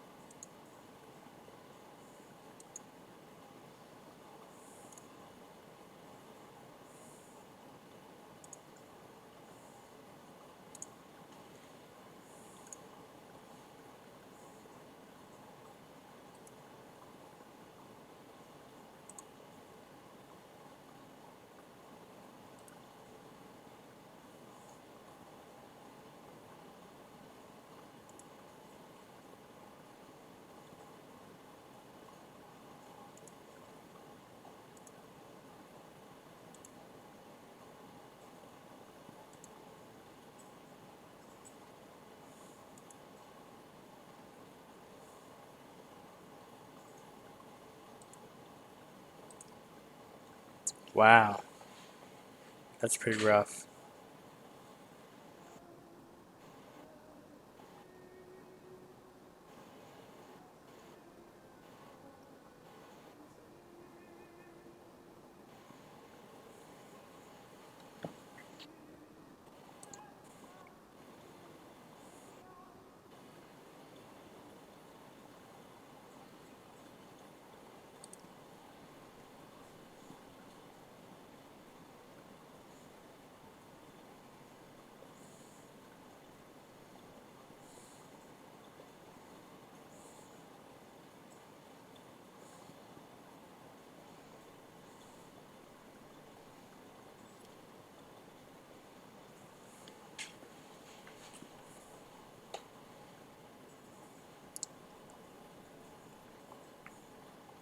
You make these rounds when you hear a rather loud debate. Alright.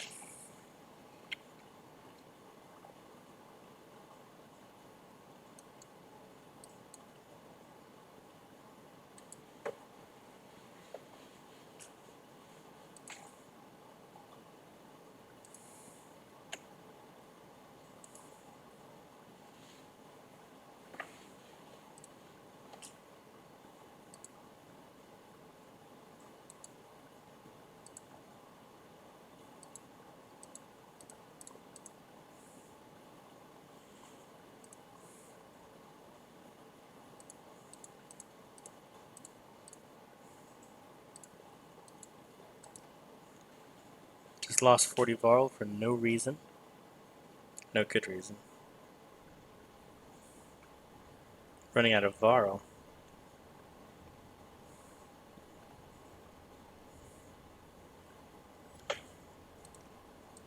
Running out of supplies.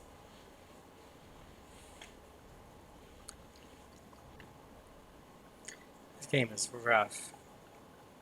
Some clansmen have discovered a large patch of wild fruit. When you approach, you see some people have begun to sample them.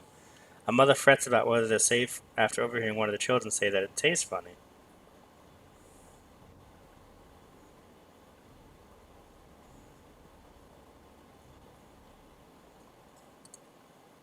Lacking a poison taste, you hold out a fruit to a goat. The beast sniffs it before eating the entire fruit. Only the pit falls to the ground as the goat licks his mouth, leans forward. I trust a goat.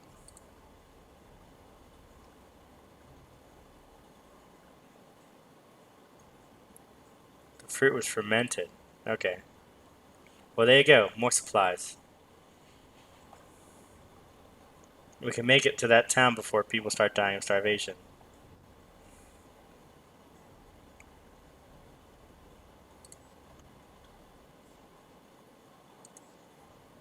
Nice.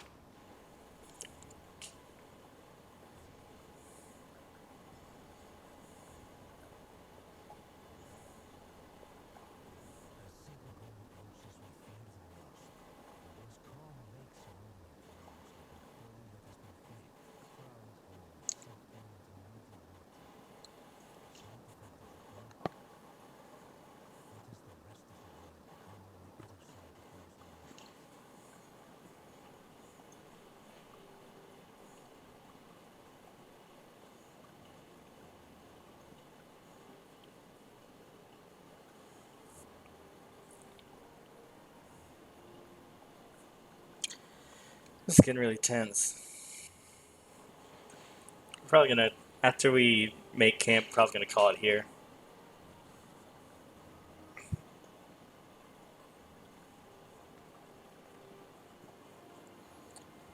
One catastrophe after another, says Oddleaf as you pull into Sigerholm. The town appears to be sinking into the lake. Townspeople peek from dark windows in makeshift hovels further up the hill.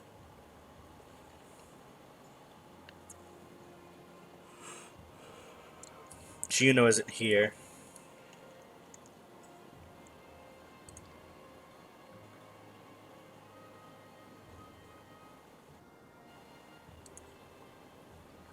While taking stock of the caravan, you've inadvertently walked into a debate between Oddleaf and Evan.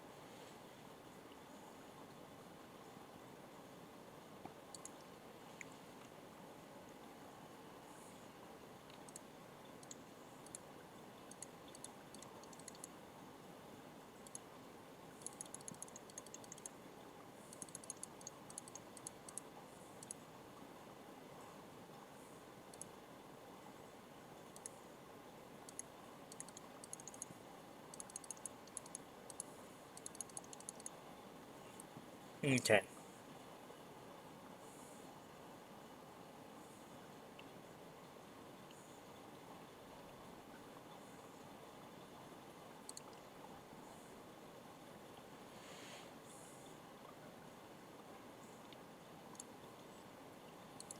God dang it.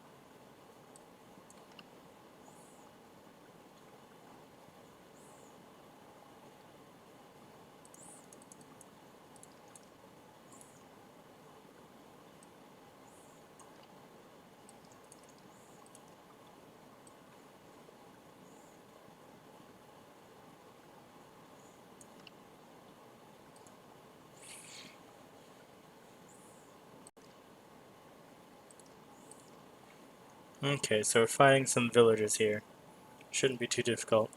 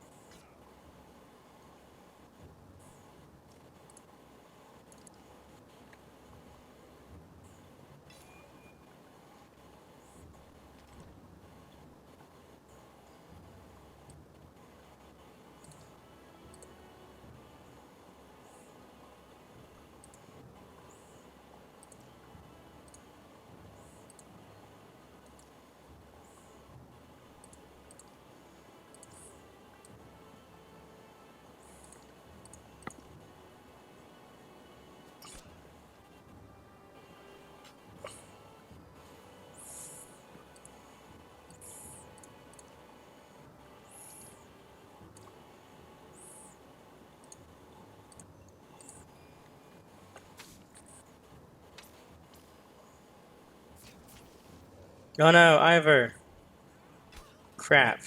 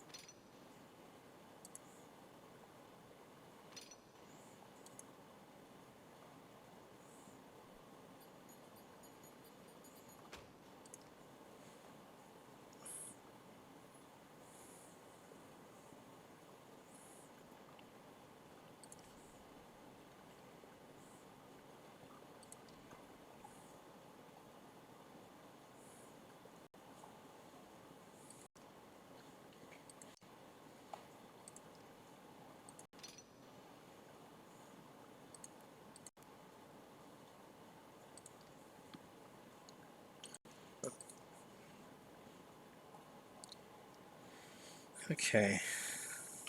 Can we buy any more supplies while we're here? No. Let's get out of here.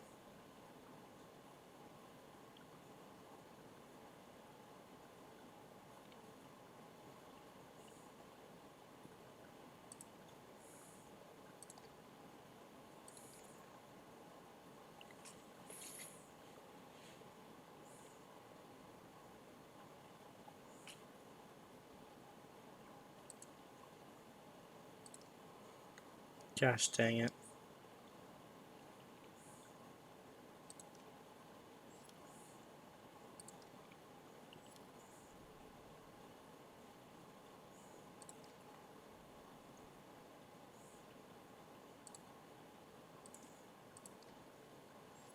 She's not coming.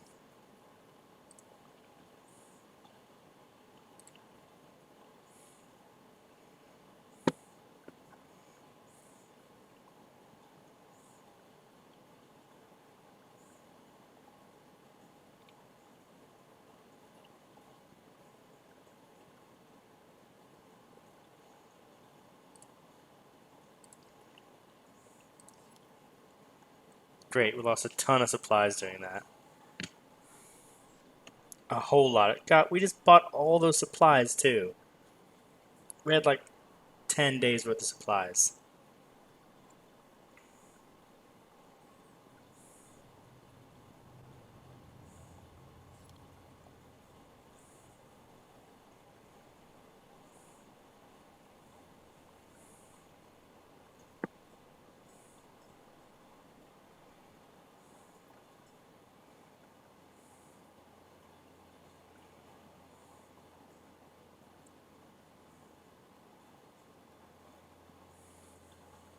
Back away from these people or die.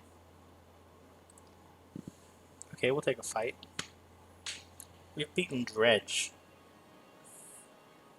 We can take on a few ruffians.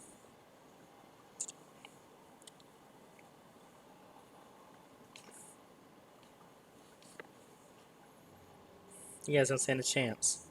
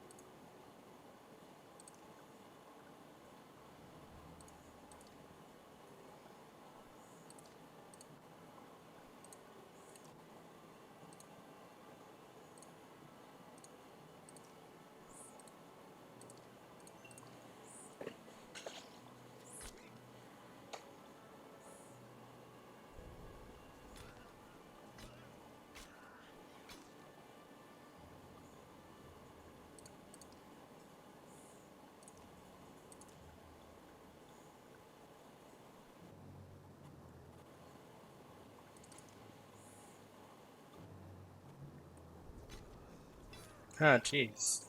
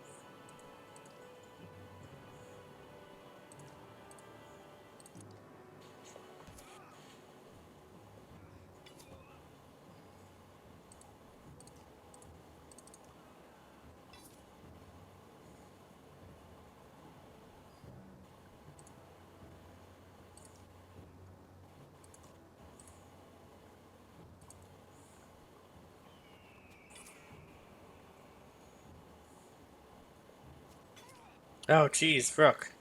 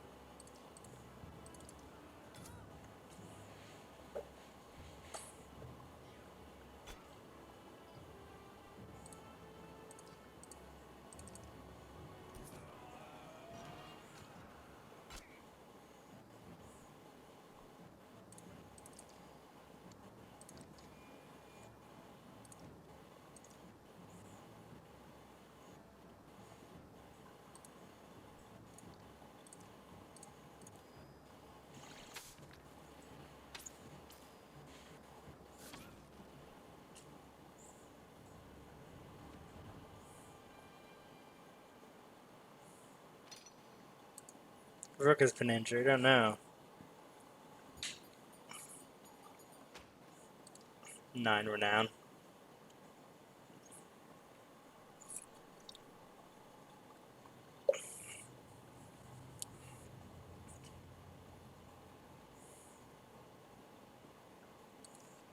Nice. Tons of supplies. We needed that.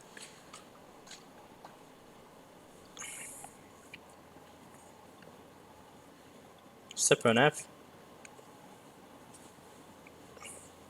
What's on your mind? How well do you know the people traveling with us? Picked up quite a few.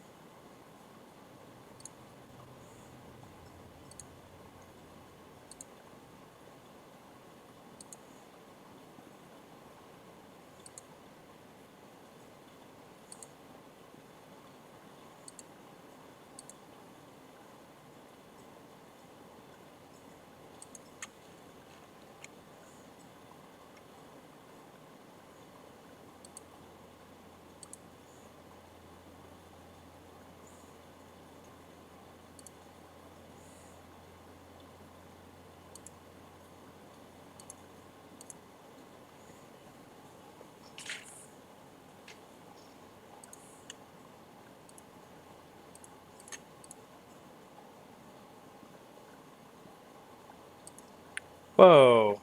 Oh no, just stabbed me. What the butts?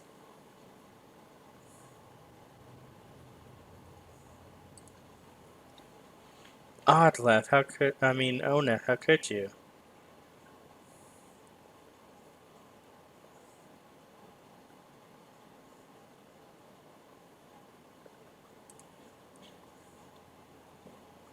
Egil and Odd left are dead.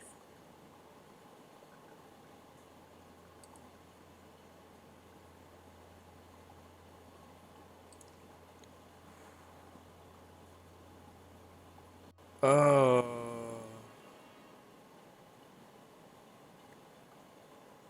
Oh, I'm not sure how I feel about that. Gil and Odd are both dead? I liked both of them.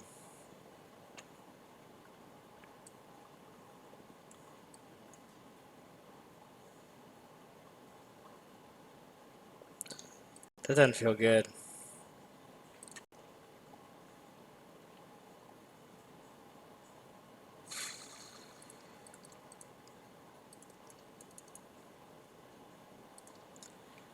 Oh man, that's rough.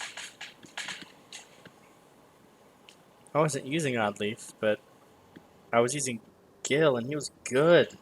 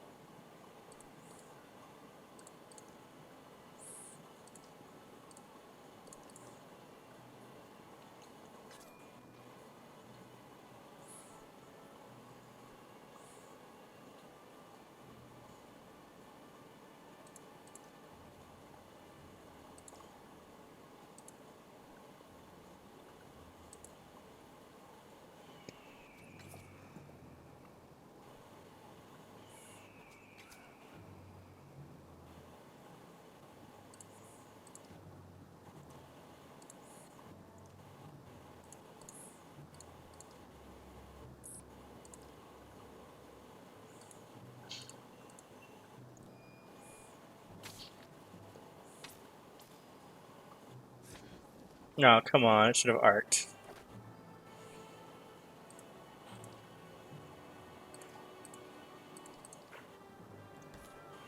I cannot believe that Odd and Gil are both gone.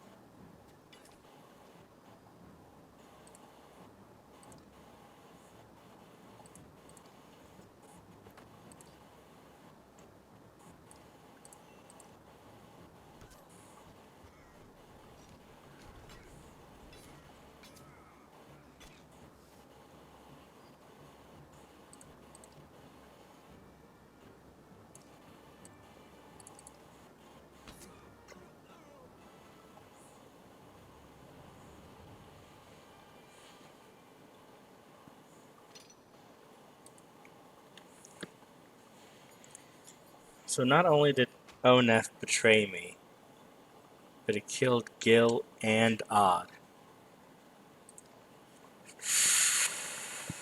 That's rough. That's really rough.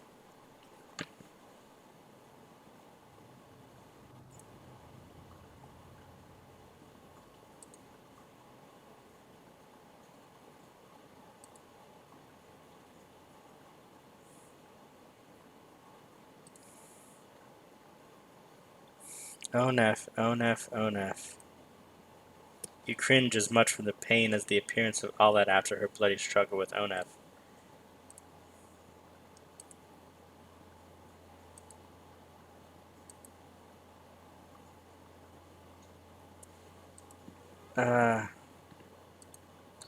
Wait. We have a mender. We have a mender here. He can...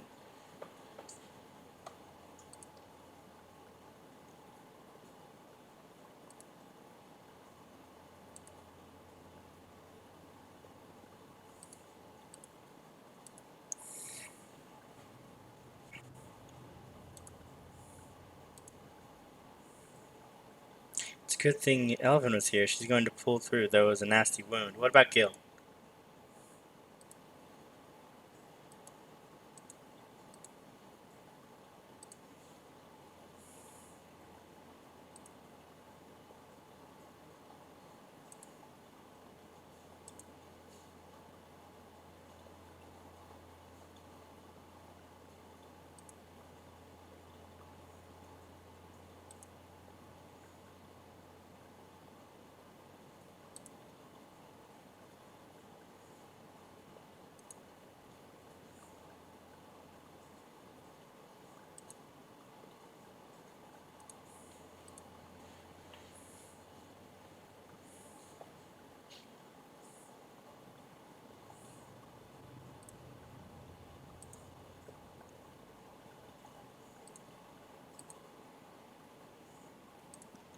Oddleaf isn't dead, but Gil is.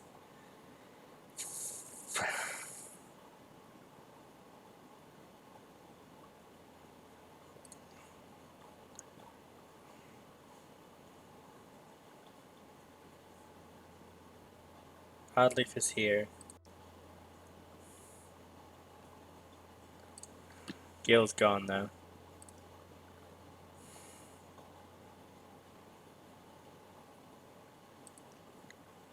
Suppose I should think I kill.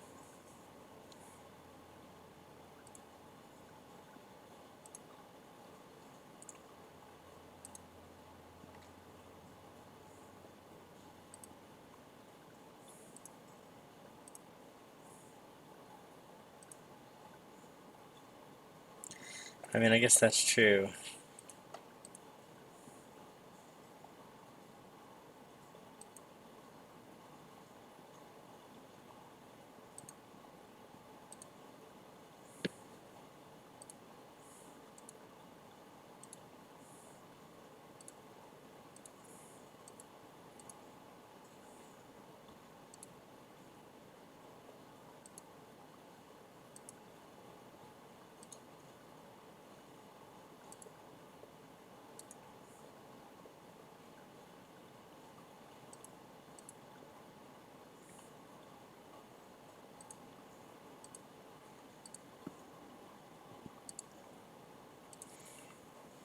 It turns out Echo's not such a bad guy.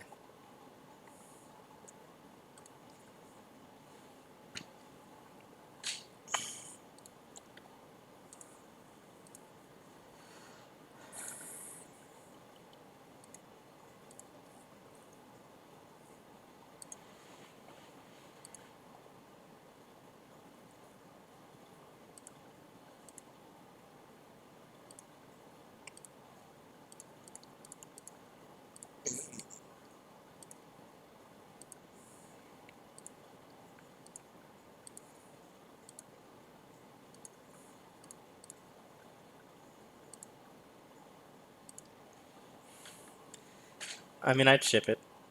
Rook and Oddleaf. Leave. Got 5 days of supplies.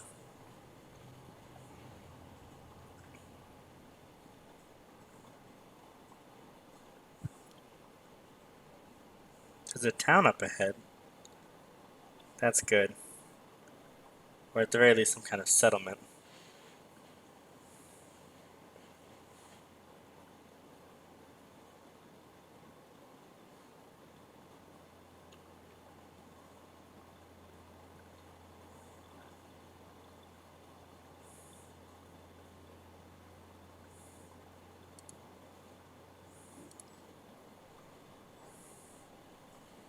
Okay, lost supplies, but morale improved.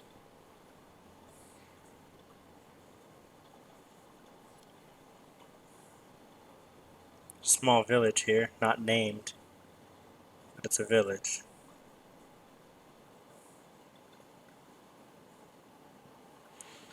Alright.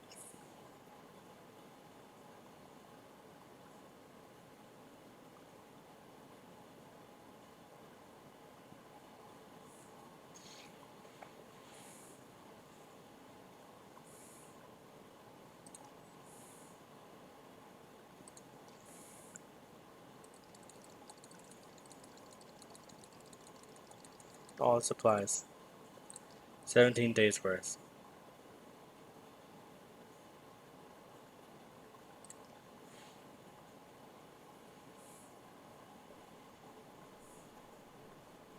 That should do us good.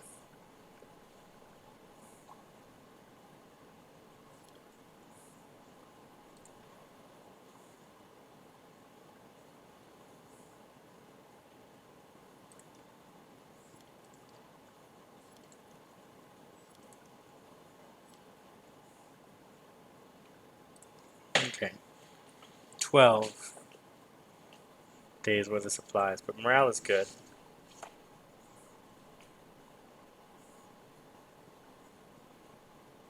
Another godsend up ahead.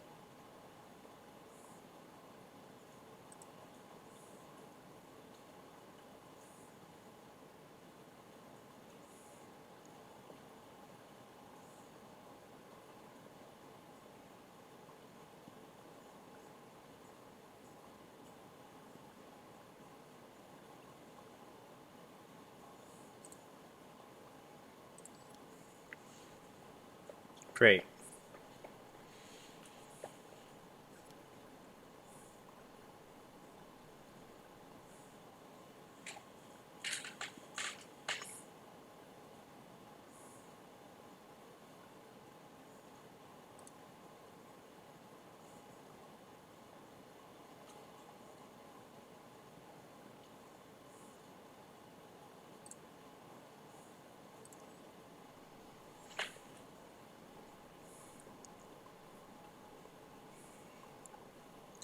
A godstone. That's good. Maybe morale will improve.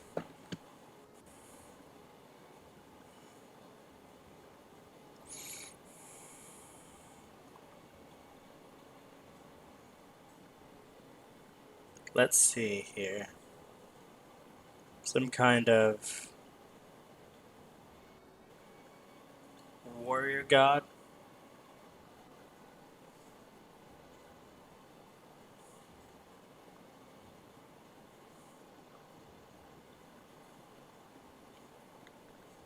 No.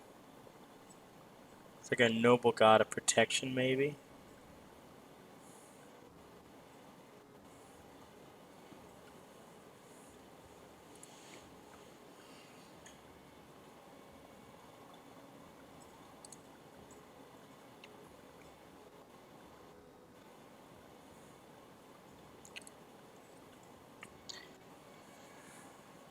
Casks and drinking horns.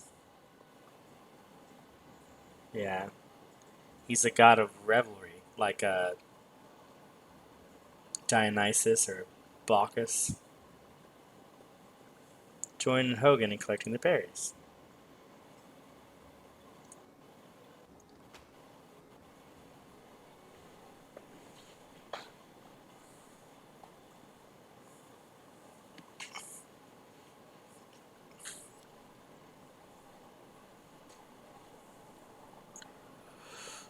I think the next camp that we reach, we're going to put a pin in the Banner Saga. Oh, and it's a name town. Good. Renovik.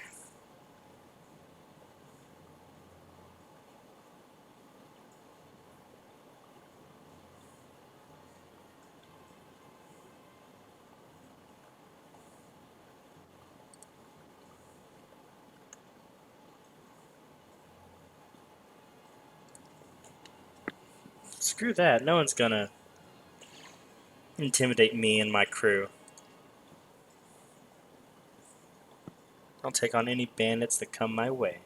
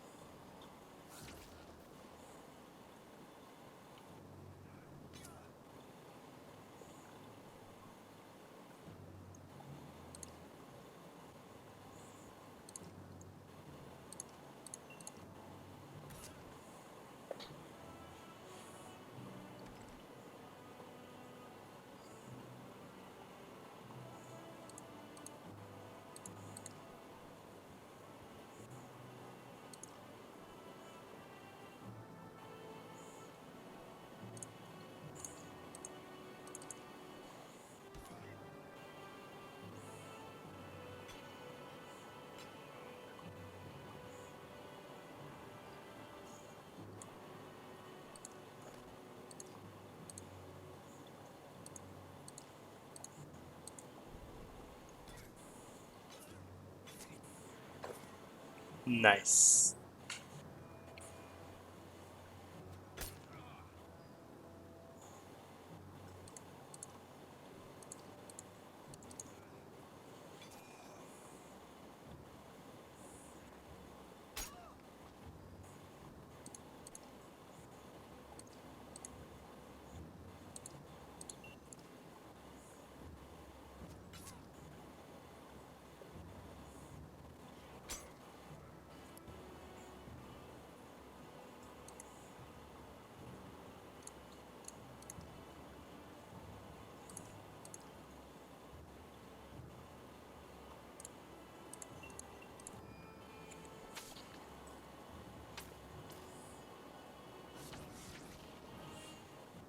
Good job.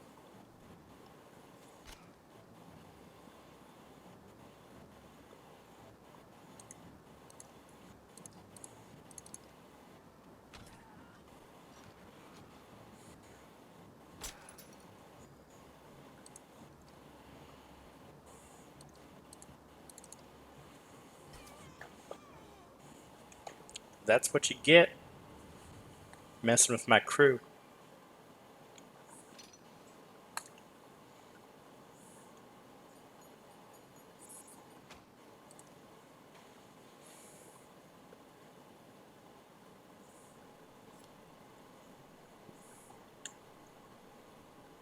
Just get to this.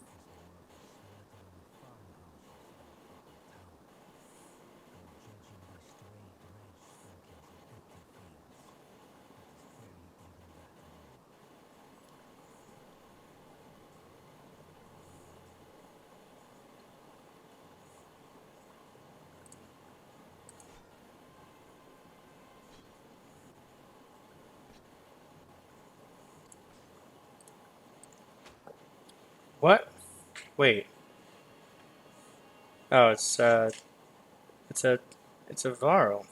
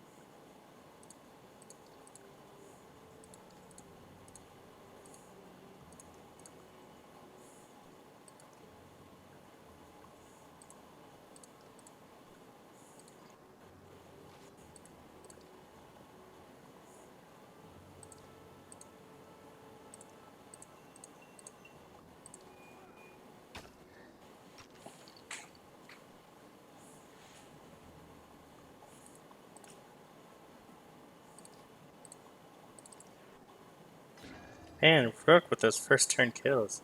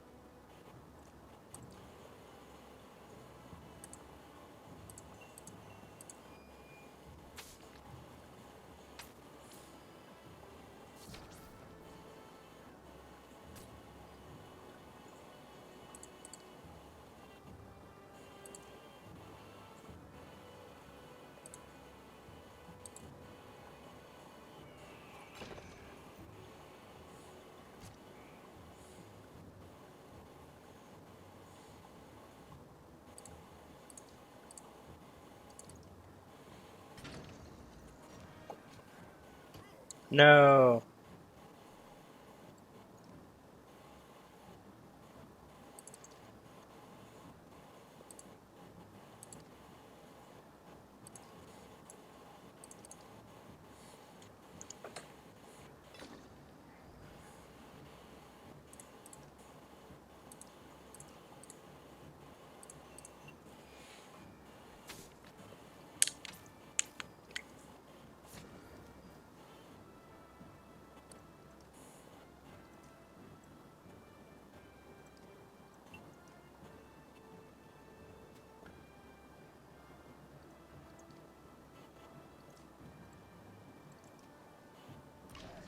Alright, only one entry.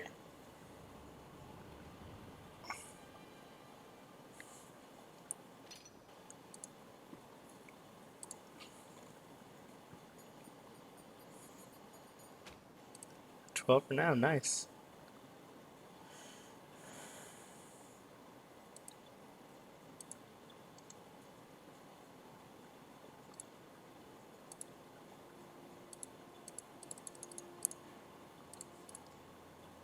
20 supplies, nice.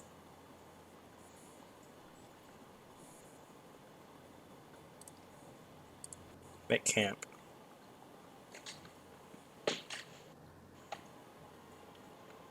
check our heroes. We got a bit of renown. We've got 12 days of supplies.